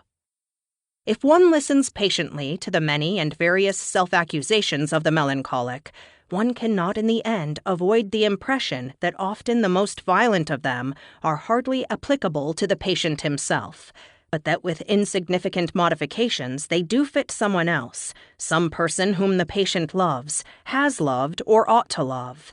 The self-reproaches are reproaches against a loved object which have been shifted onto the patient's own ego. 169. The melancholic refuses the loss of the object, and internalization becomes a strategy of magically resuscitating the lost object, not only because the loss is painful, but because the ambivalence felt toward the object requires that the object be retained until differences are settled. In this early essay, Freud understands grief to be the withdrawal of libidinal cathexis from the object, and the successful transferal of that cathexis onto a fresh object. In The Ego and the Id, however, Freud revises this distinction between mourning and melancholia and suggests that the identification process associated with melancholia may be the sole condition under which the id can give up its objects. 19. In other words, the identification with lost loves characteristic of melancholia becomes the precondition for the work of mourning. The two processes, originally conceived as oppositional, are now understood as integrally related aspects of the grieving process. In his later view, Freud remarks that the internalization of loss is compensatory. When the ego assumes the features of the object, it is forcing itself, so to speak, upon the id's loss by saying, "Look, you can love me too. I am so like the object." 20. Strictly speaking, the giving up of the object is not a negation of the cathexis, but its internalization, and hence, preservation. What precisely is the topology of the psyche in which the ego and its lost loves reside in perpetual habitation? Clearly, Freud conceptualizes the ego in the perpetual company of the ego ideal, which acts as a moral agency of various kinds. The internalized losses of the ego are re-established as part of this agency of moral scrutiny. The internalization of anger and blame originally felt for the object in its external mode. In the act of internalization, that anger and blame, inevitably heightened by the loss itself, are turned inward and sustained.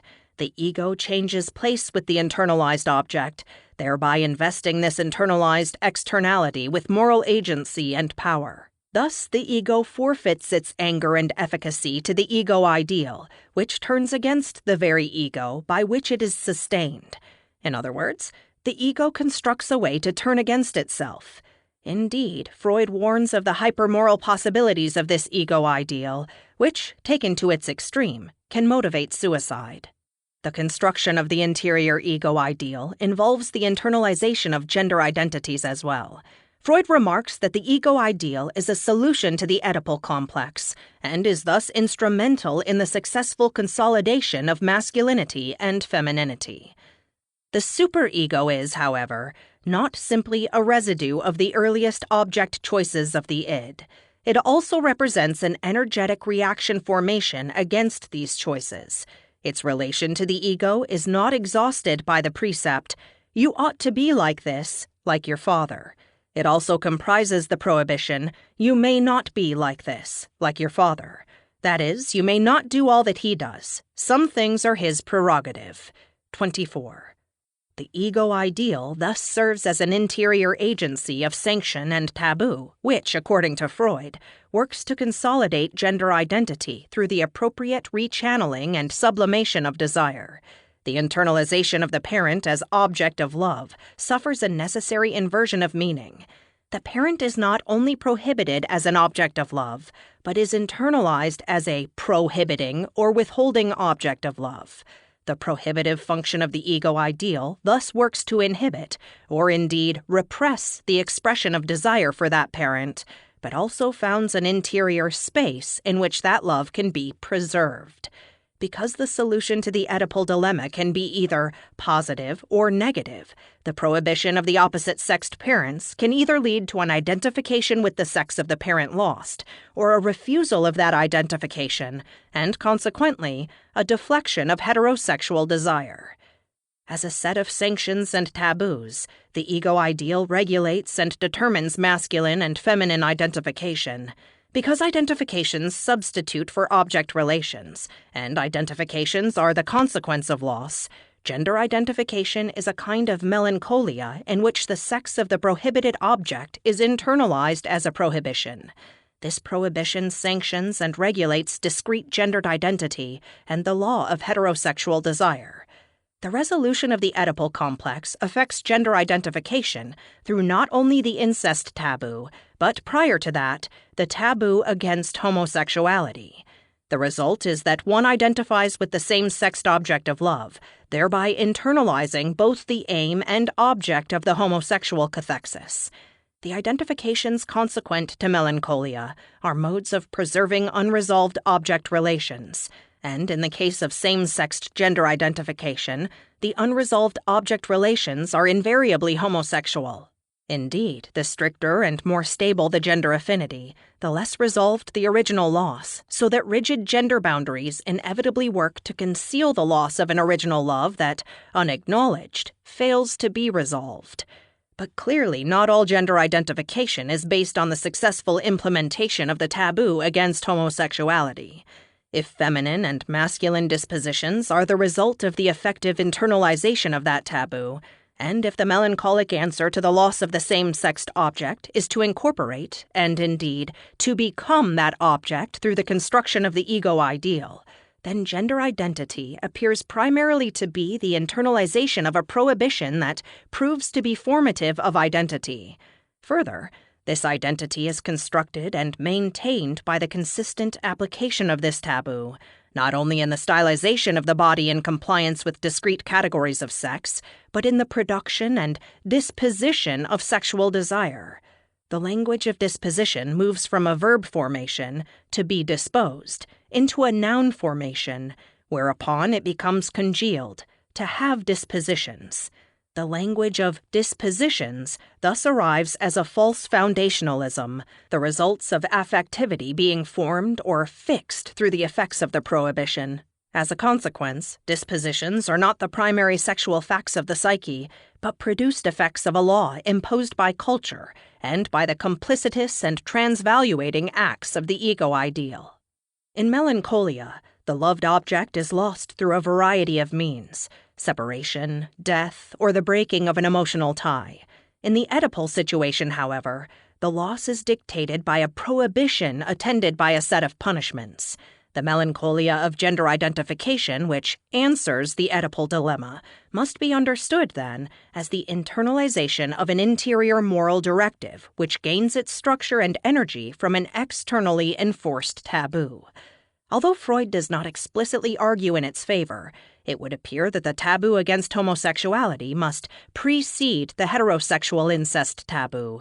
The taboo against homosexuality, in effect, creates the heterosexual dispositions by which the Oedipal conflict becomes possible.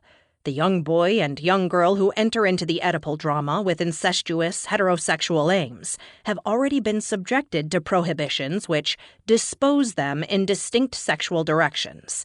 Hence, the dispositions that Freud assumes to be primary or constitutive facts of sexual life are effects of a law which, internalized, produces and regulates discrete gender identity and heterosexuality.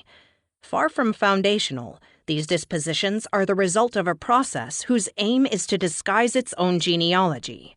In other words, dispositions are traces of a history of enforced sexual prohibitions, which is untold and which the prohibitions seek to render untellable.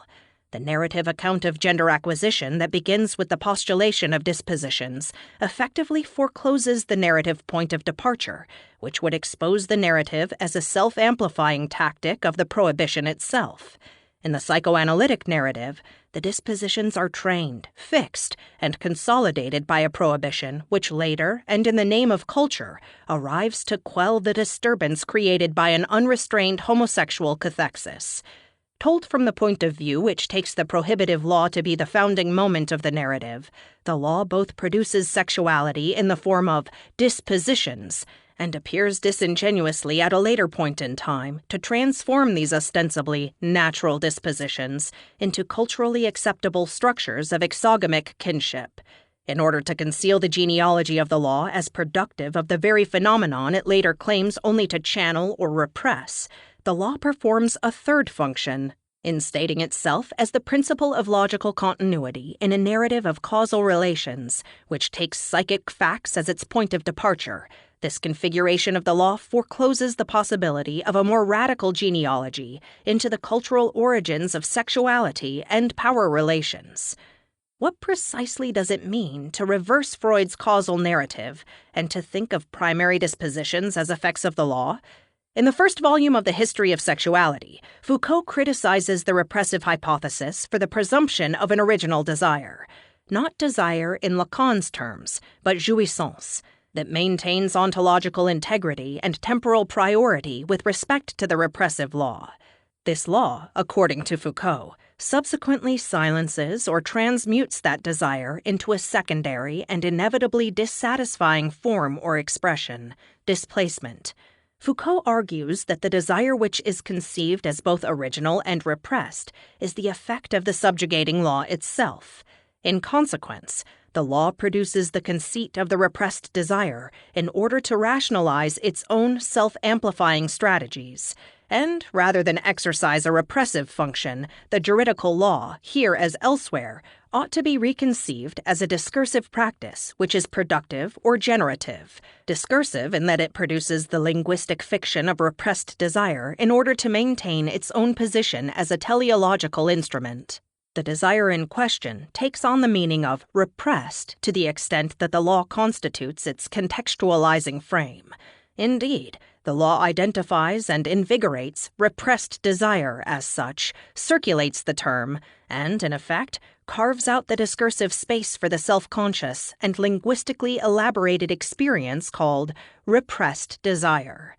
The taboo against incest, and implicitly against homosexuality, is a repressive injunction which presumes an original desire localized in the notion of dispositions, which suffers a repression of an originally homosexual libidinal directionality and produces the displaced phenomenon of heterosexual desire. The structure of this particular meta-narrative of infantile development figures sexual dispositions as the prediscursive, temporally primary, and ontologically discrete drives which have a purpose and, hence, a meaning prior to their emergence into language and culture. The very entry into the cultural field deflects that desire from its original meaning, with the consequence that desire within culture is, of necessity, a series of displacements. Thus, the repressive law effectively produces heterosexuality and acts not merely as a negative or exclusionary code, but as a sanction and, most pertinently, as a law of discourse, distinguishing the speakable from the unspeakable, delimiting and constructing the domain of the unspeakable, the legitimate from the illegitimate. 4. Gender complexity and the limits of identification. The foregoing analyses of Lacan, Riviere, and Freud's The Ego and the Id offer competing versions of how gender identifications work, indeed, of whether they can be said to work at all. Can gender complexity and dissonance be accounted for by the multiplication and convergence of a variety of culturally dissonant identifications? Or is all identification constructed through the exclusion of a sexuality that puts those identifications into question? In the first instance, multiple identifications can constitute a non-hierarchical configuration of shifting and overlapping identifications that call into question the primacy of any univocal gender attribution. In the Lacanian framework, identification is understood to be fixed within the binary disjunction of having or being the phallus, with the consequence that the excluded term of the binary continually haunts and disrupts the coherent posturing of any one.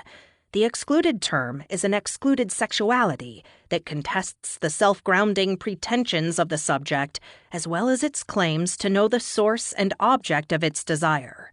For the most part, feminist critics concerned with the psychoanalytic problematic of identification have often focused on the question of a maternal identification and sought to elaborate a feminist epistemological position from that maternal identification and/or a maternal discourse evolved from the point of view of that identification and its difficulties.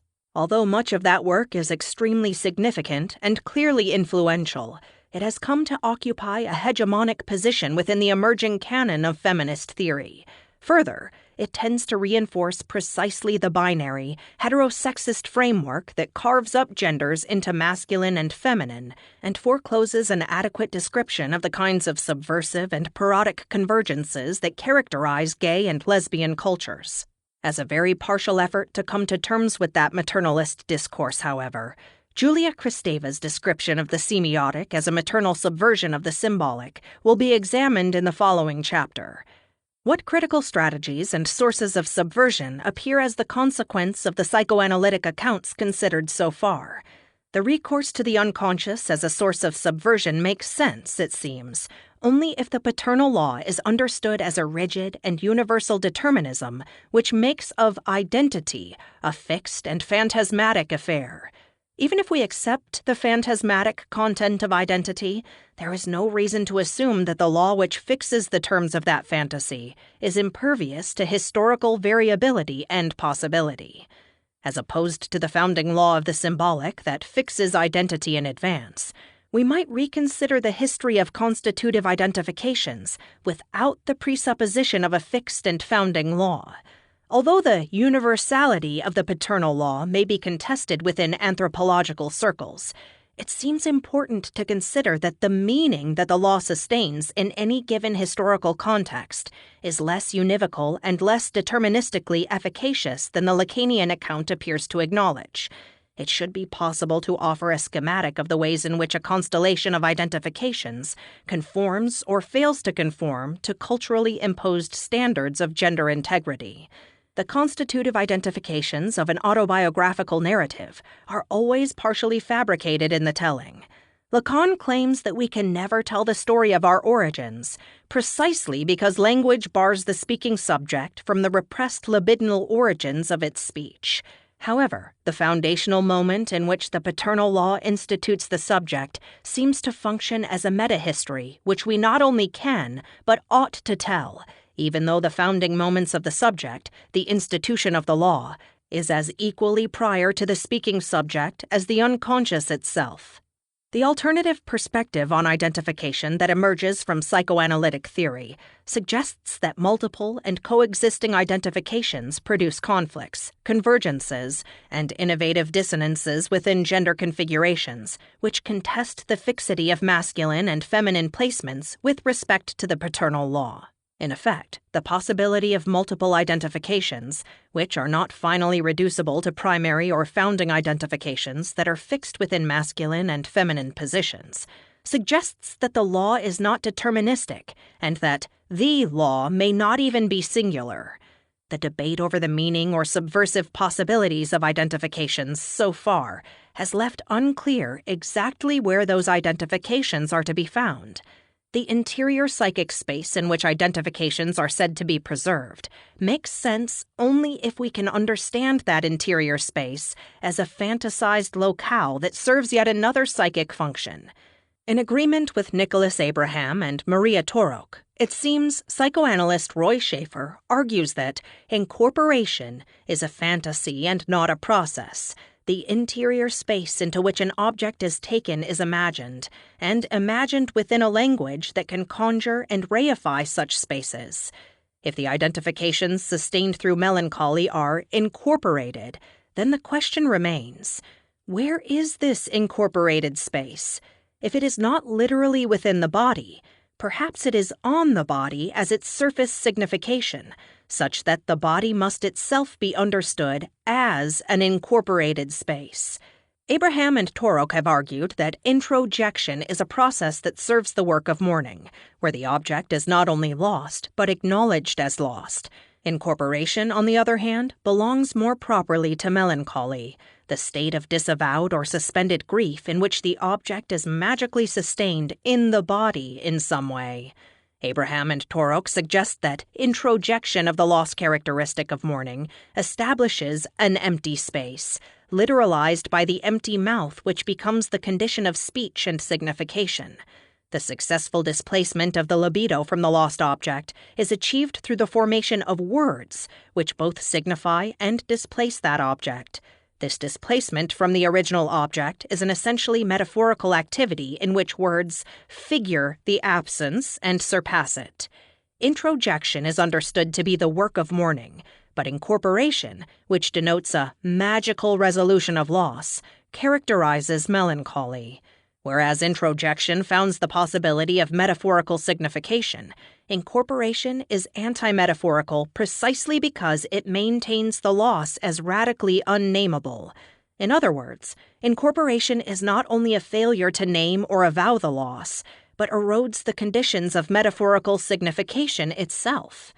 As in the Lacanian perspective, for Abraham and Torok, the repudiation of the maternal body is the condition of signification within the symbolic.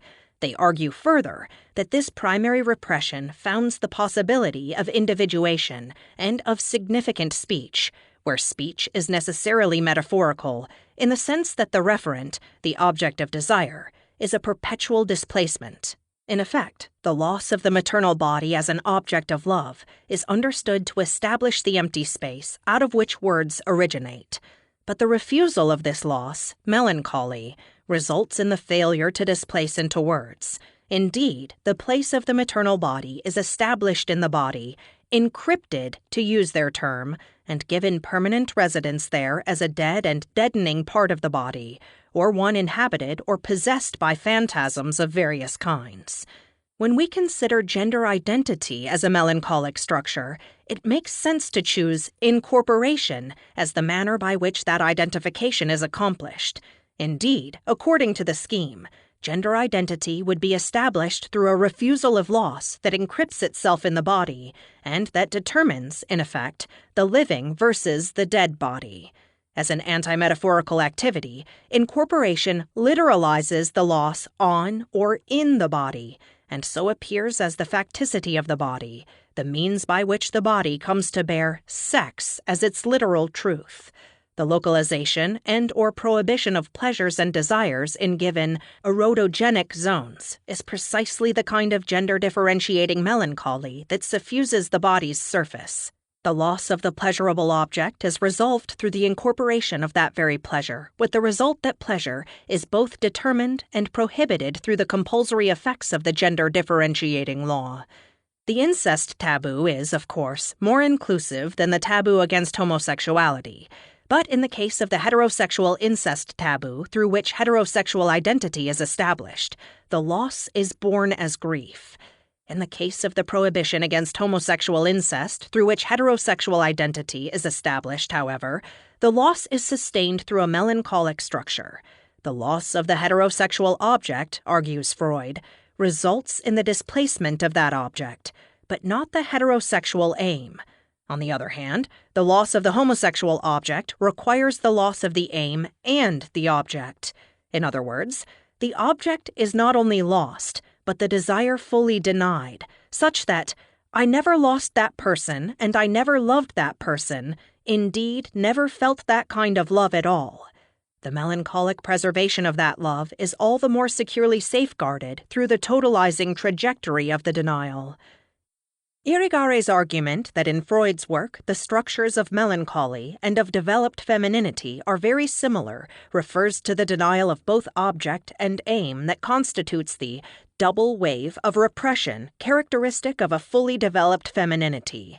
For Irigaray, it is the recognition of castration that initiates the young girl into a loss that radically escapes any representation.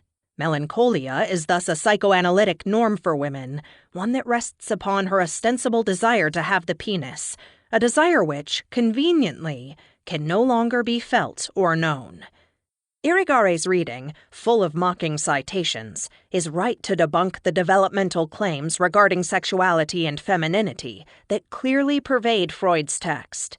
As she also shows, there are possible readings of that theory that exceed, invert, and displace Freud's stated aims. Consider that the refusal of the homosexual cathexis, desire and aim together, a refusal both compelled by social taboo and appropriated through developmental stages, results in a melancholic structure which effectively encloses that aim and object within the corporeal space, or crypt, established through an abiding denial. If the heterosexual denial of homosexuality results in melancholia, and if melancholia operates through incorporation, then the disavowed homosexual love is preserved through the cultivation of an oppositionally defined gender identity. In other words, disavowed male homosexuality culminates in a heightened or consolidated masculinity, one which maintains the feminine as the unthinkable and unnameable. The acknowledgement of heterosexual desire, however, leads to a displacement from an original to a secondary object, precisely the kind of libidinal detachment and reattachment that Freud affirms as the character of normal grief. Clearly, a homosexual for whom heterosexual desire is unthinkable may well maintain that heterosexuality through a melancholic structure of incorporation, an identification and embodiment of the love that is neither acknowledged nor grieved. But here it becomes clear that the heterosexual refusal to acknowledge the primary homosexual attachment is culturally enforced by a prohibition on homosexuality, which is in no way paralleled in the case of the melancholic homosexual. In other words, heterosexual melancholy is culturally instituted and maintained as the price of stable gender identities related through oppositional desires. But what language of surface and depth adequately expresses this incorporating effect of melancholy? A preliminary answer to this question is possible within the psychoanalytic discourse, but a fuller understanding will lead, in the last chapter, to a consideration of gender as an enactment that performatively constitutes the appearance of its own interior fixity. At this point, however, the contention that incorporation is a fantasy suggests that the incorporation of an identification is a fantasy of literalization, or a literalizing fantasy. Precisely by virtue of its melancholic structure, this literalization of the body conceals its genealogy and offers itself under the category of natural fact. What does it mean to sustain a literalizing fantasy? If gender differentiation follows upon the incest taboo and the prior taboo on homosexuality, then becoming a gender is a laborious process of becoming naturalized, which requires a differentiation of bodily pleasures and parts on the basis of gendered meanings. Pleasures are said to reside in the penis, the vagina, and the breasts, or to emanate from them. But such descriptions correspond to a body which has already been constructed or naturalized as gender-specific. In other words, some parts of the body become conceivable foci of pleasure precisely because they correspond to a normative ideal of a gender-specific body. Pleasures are in some sense determined by the melancholic structure of gender, whereby some organs are deadened to pleasure and others brought to life. Which pleasures shall live and which shall die is often a matter of which serve the legitimating practices of identity formation that take place within the matrix of gender norms. Transsexuals often claim a radical discontinuity between sexual pleasures and bodily parts. Very often, what is wanted in terms of pleasure requires an imaginary participation in body parts, either appendages or orifices, that one might not actually possess, or similarly, pleasure may require imagining an exaggerated or diminished set of parts. The imaginary status of desire, of course, is not restricted to the transsexual identity. The phantasmatic nature of desire reveals the body not as its ground or cause, but as its occasion and its object. The strategy of desire is in part the transfiguration of the desiring body itself. Indeed, in order to desire at all, it may be necessary to believe in an altered bodily ego which, within the gendered rules of the imaginary, might fit the requirements of a body capable of desire.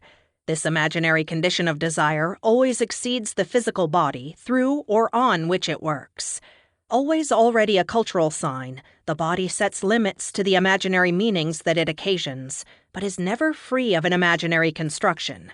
The fantasized body can never be understood in relation to the body as real.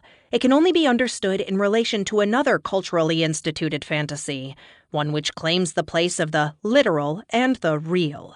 The limits to the real are produced within the naturalized heterosexualization of bodies, in which physical facts serve as causes, and desires reflect the inexorable effects of that physicality.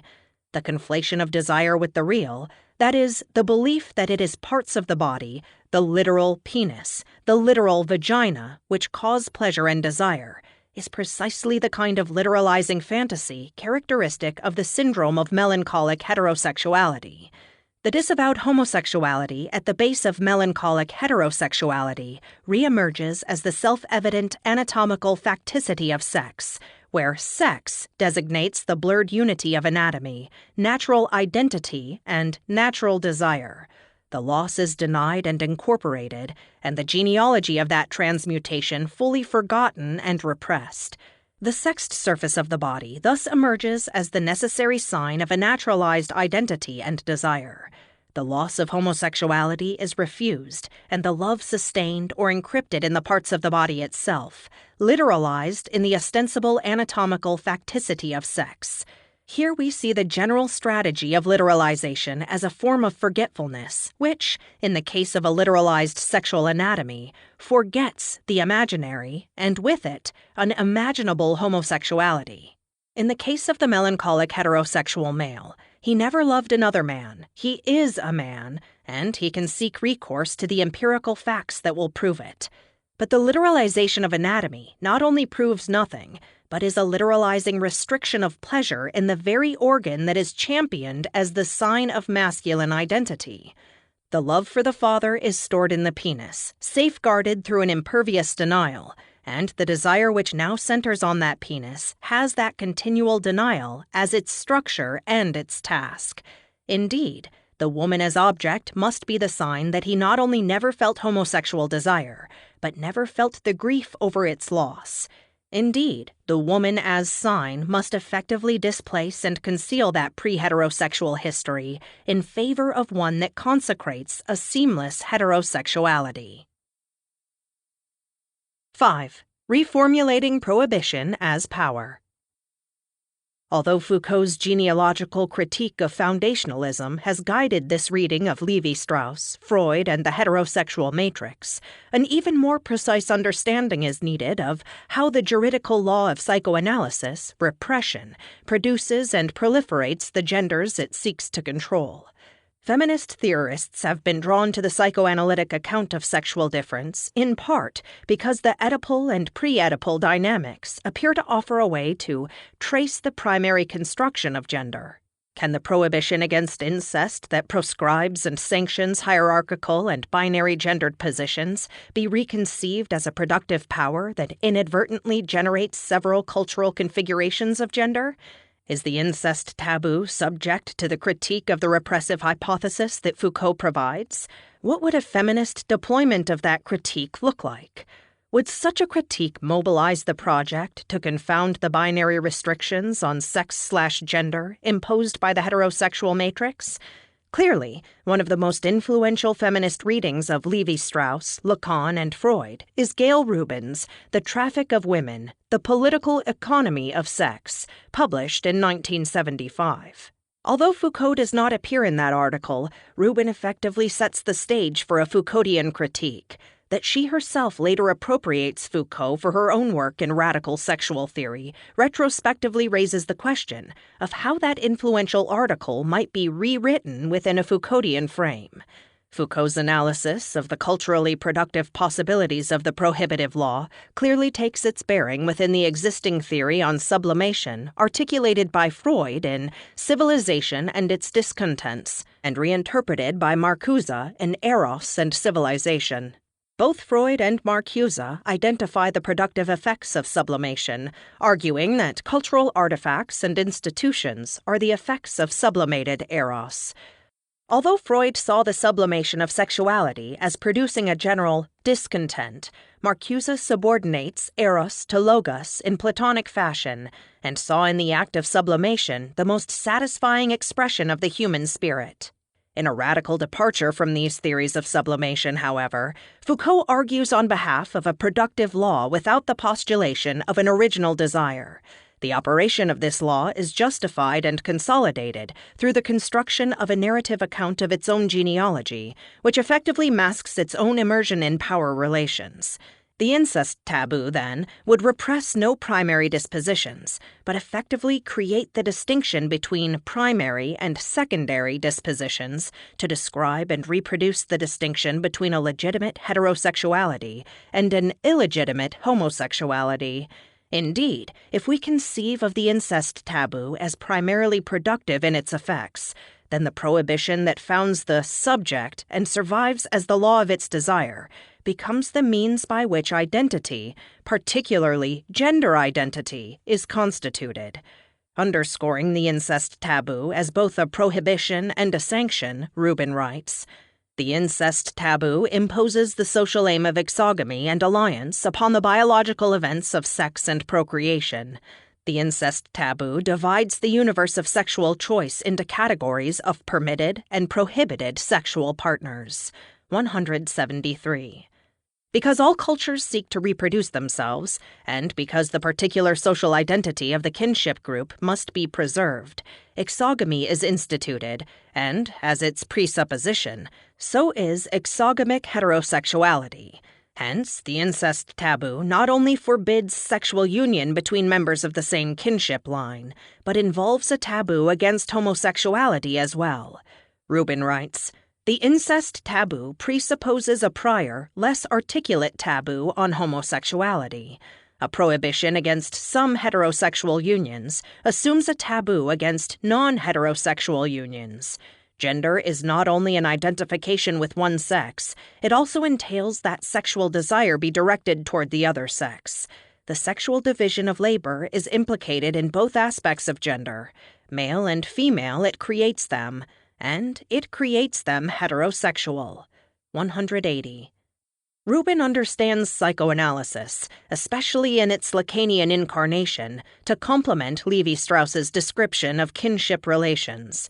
In particular, she understands that the sex/gender system, the regulated cultural mechanism of transforming biological males and females into discrete and hierarchized genders, is at once mandated by cultural institutions, the family, the residual forms of the exchange of women, obligatory heterosexuality, and inculcated through the laws which structure and propel individual psychic development. Hence, the Oedipal complex instantiates and executes the cultural taboo against incest and results in discrete gender identification and a corollary heterosexual disposition. In this essay, Rubin further maintains that before the transformation of a biological male or female into a gendered man or woman, each child contains all of the sexual possibilities available to human expression. 189. The effort to locate and describe a sexuality before the law as a primary bisexuality or as an ideal and unconstrained polymorphousness implies that the law is antecedent to sexuality. As a restriction of an originary fullness, the law prohibits some set of pre-punitive sexual possibilities and the sanctioning of others. But if we apply the Foucauldian critique of the repressive hypothesis to the incest taboo, that paradigmatic law of repression, then it would appear that the law produces both sanctioned heterosexuality and transgressive homosexuality. Both are indeed effects, temporally and ontologically later than the law itself, and the illusion of a sexuality before the law is itself the creation of that law. Rubin's essay remains committed to a distinction between sex and gender, which assumes the discrete and prior ontological reality of a sex, which is done over in the name of the law, that is, transformed subsequently into gender. This narrative of gender acquisition requires a certain temporal ordering of events, which assumes that the narrator is in some position to know both what is before and after the law. And yet the narration takes place within a language which, strictly speaking, is after the law, the consequence of the law, and so proceeds from a belated and retrospective point of view. If this language is structured by the law, and the law is exemplified, indeed enacted in the language, then the description, the narration, not only cannot know what is outside itself, that is, prior to the law, but its description of that before will always be in the service of the after. In other words, not only does the narration claim access to a before from which it is definitionally, by virtue of its linguisticality, precluded, but the description of the before takes place within the terms of the after, and hence becomes an attenuation of the law itself into the sight of its absence. Although Rubin claims that the unlimited universe of sexual possibilities exists for the pre-Oedipal child, she does not subscribe to a primary bisexuality. Indeed, bisexuality is the consequence of child-rearing practices, in which parents of both sexes are present and presently occupied with childcare, and in which the repudiation of femininity no longer serves as a precondition of gender identity for both men and women. 199. When Rubin calls for a revolution in kinship, she envisions the eradication of the exchange of women, the traces of which are evident not only in the contemporary institutionalization of heterosexuality, but in the residual psychic norms, the institutionalization of the psyche, which sanction and construct sexuality and gender identity in heterosexual terms. With the loosening of the compulsory character of heterosexuality and the simultaneous emergence of bisexual and homosexual cultural possibilities for behavior and identity, Rubin envisions the overthrow of gender itself. 204. Inasmuch as gender is the cultural transformation of a biological polysexuality into a culturally mandated heterosexuality, and inasmuch as that heterosexuality deploys discrete and hierarchized gender identities to accomplish its aim, then the breakdown of the compulsory character of heterosexuality would imply, for Rubin, the corollary breakdown of gender itself. Whether or not gender can be fully eradicated, and in what sense its breakdown is culturally imaginable, remain intriguing but unclarified implications of her analysis. Rubin's argument rests on the possibility that the law can be effectively overthrown, and that the cultural interpretation of differently sexed bodies can proceed, ideally, without reference to gender disparity. That systems of compulsory heterosexuality may alter, and indeed have changed, and that the exchange of women, in whatever residual form, need not always determine heterosexual exchange, seems clear. In this sense, Rubin recognizes the misogynist implications of Levi-Strauss's notoriously non-diachronic structuralism.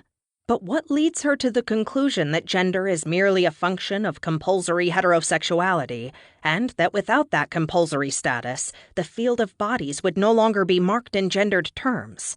Clearly, Rubin has already envisioned an alternative sexual world, one which is attributed to a utopian stage in infantile development, a before the law which promises to reemerge after the demise or dispersal of that law. If we accept the Foucauldian and Derridian criticisms of the viability of knowing or referring to such a before, how would we revise this narrative of gender acquisition? If we reject the postulation of an ideal sexuality prior to the incest taboo, and if we also refuse to accept the structuralist premise of the cultural permanence of that taboo, what relation between sexuality and the law remains for the description of gender? Do we need recourse to a happier state before the law in order to maintain that contemporary gender relations and the punitive production of gender identities are oppressive? Foucault's critique of the repressive hypothesis in The History of Sexuality, Volume 1, argues that a. The structuralist law might be understood as one formation of power, a specific historical configuration, and that b. The law might be understood to produce or generate the desire it is said to repress. The object of repression is not the desire it takes to be its ostensible object, but the multiple configurations of power itself, the very plurality of which would displace the seeming universality and necessity of the juridical or repressive law. In other words, desire and its repression are an occasion for the consolidation of juridical structures. Desire is manufactured and forbidden as a ritual symbolic gesture, whereby the juridical model exercises and consolidates its own power. The incest taboo is the juridical law that is said both to prohibit incestuous desires and to construct certain gendered subjectivities through the mechanism of compulsory identification. But what is to guarantee the universality or necessity of this law? Clearly, there are anthropological debates that seek to affirm and to dispute the universality of the incest taboo, and there is a second-order dispute over what, if anything, the claim to universality might imply about the meaning of social processes. To claim that a law is universal is not to claim that it operates in the same way cross-culturally, or that it determines social life in some unilateral way. Indeed, the attribution of universality to a law may simply imply that it operates as a dominant framework within which social relations take place. Indeed, to claim the universal presence of a law in social life is in no way to claim that it exists in every aspect of the social form under consideration. Minimally, it means that it exists and operates somewhere in every social form. My task here is not to show that there are cultures in which the incest taboo as such does not operate, but rather to underscore the generativity of that taboo, where it does operate, and not merely its juridical status. In other words, not only does the taboo forbid and dictate sexuality in certain forms, but it inadvertently produces a variety of substitute desires and identities that are in no sense constrained in advance, except insofar as they are substitutes in some sense.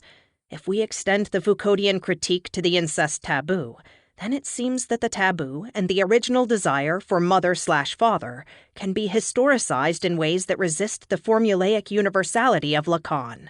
The taboo might be understood to create and sustain the desire for the mother/father, as well as the compulsory displacement of that desire. The notion of an original sexuality, forever repressed and forbidden, thus becomes a production of the law which subsequently functions as its prohibition. If the mother is the original desire, and that may well be true for a wide range of late capitalist household dwellers, then that is a desire both produced and prohibited within the terms of that cultural context.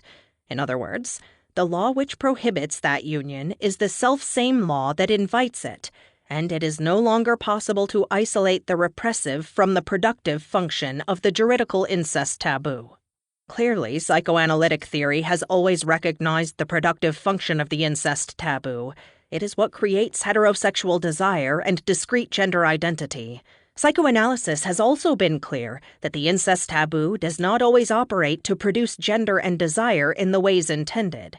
The example of the negative Oedipal complex is but one occasion in which the prohibition against incest is clearly stronger with respect to the opposite-sexed parent than the same-sexed parent, and the parent prohibited becomes the figure of identification. But how would this example be redescribed within the conception of the incest taboo as both juridical and generative? The desire for the parent who, tabooed, becomes the figure of identification is both produced and denied by the same mechanism of power. But for what end? If the incest taboo regulates the production of discrete gender identities, and if that production requires the prohibition and sanction of heterosexuality, then homosexuality emerges as a desire which must be produced in order to remain repressed. In other words, for heterosexuality to remain intact as a distinct social form, it requires an intelligible conception of homosexuality, and also requires the prohibition of that conception in rendering it culturally unintelligible. Within psychoanalysis, bisexuality and homosexuality are taken to be primary libidinal dispositions, and heterosexuality is the laborious construction based upon their gradual repression. While this doctrine seems to have a subversive possibility to it, the discursive construction of both bisexuality and homosexuality within the psychoanalytic literature effectively refutes the claim to its pre-cultural status. The discussion of the language of bisexual dispositions is a case in point. The bisexuality that is said to be outside the symbolic and that serves as the locus of subversion is, in fact, a construction within the terms of that constitutive discourse, the construction of an outside that is nevertheless fully inside, not a possibility beyond culture, but a concrete cultural possibility that is refused and redescribed as impossible. What remains unthinkable and unsayable within the terms of an existing cultural form is not necessarily what is excluded from the matrix of intelligibility within that form. On the contrary, it is the marginalized, not the excluded, the cultural possibility that calls for dread, or minimally, the loss of sanctions. Not to have social recognition as an effective heterosexual is to lose one possible social identity, and perhaps to gain one that is radically less sanctioned. The unthinkable is thus fully within culture, but fully excluded from dominant culture. The theory which presumes bisexuality or homosexuality as the before to culture, and then locates that priority as the source of a prediscursive subversion, effectively forbids from within the terms of the culture the very subversion that it ambivalently defends and defends against. As I will argue in the case of Kristeva, subversion thus becomes a futile gesture, entertained only in a derealized aesthetic mode which can never be translated into other cultural practices. In the case of the incest taboo, Lacan argues that desire, as opposed to need, is instituted through that law. Intelligible existence within the terms of the symbolic requires both the institutionalization of desire and its dissatisfaction, the necessary consequence of the repression of the original pleasure and need associated with the maternal body. This full pleasure that haunts desire as that which it can never attain is the irrecoverable memory of pleasure before the law. Lacan is clear that that pleasure before the law is only fantasized, that it recurs in the infinite phantasms of desire. But in what sense is the phantasm, itself forbidden from the literal recovery of an original pleasure, the constitution of a fantasy of originality that may or may not correspond to a literal libidinal state? Indeed, to what extent is such a question decidable within the terms of Lacanian theory? A displacement or substitution can only be understood as such in relation to an original, one which in this case can never be recovered or known. This speculative origin is always speculated about from a retrospective position, from which it assumes the character of an ideal. The sanctification of this pleasurable beyond is instituted through the invocation of a symbolic order that is essentially unchangeable. Indeed, one needs to read the drama of the symbolic, of desire, of the institution of sexual difference as a self-supporting signifying economy that wields power in the marking off of what can and cannot be thought within the terms of cultural intelligibility. Mobilizing the distinction between what is before and what is during culture is one way to foreclose cultural possibilities from the start. The order of appearances, the founding temporality of the account, as much as it contests narrative coherence by introducing the split into the subject and the fait-lieu into desire, reinstitutes a coherence at the level of temporal exposition. As a result, this narrative strategy, revolving upon the distinction between an irrecoverable origin and a perpetually displaced present, makes all effort at recovering that origin in the name of subversion inevitably belated.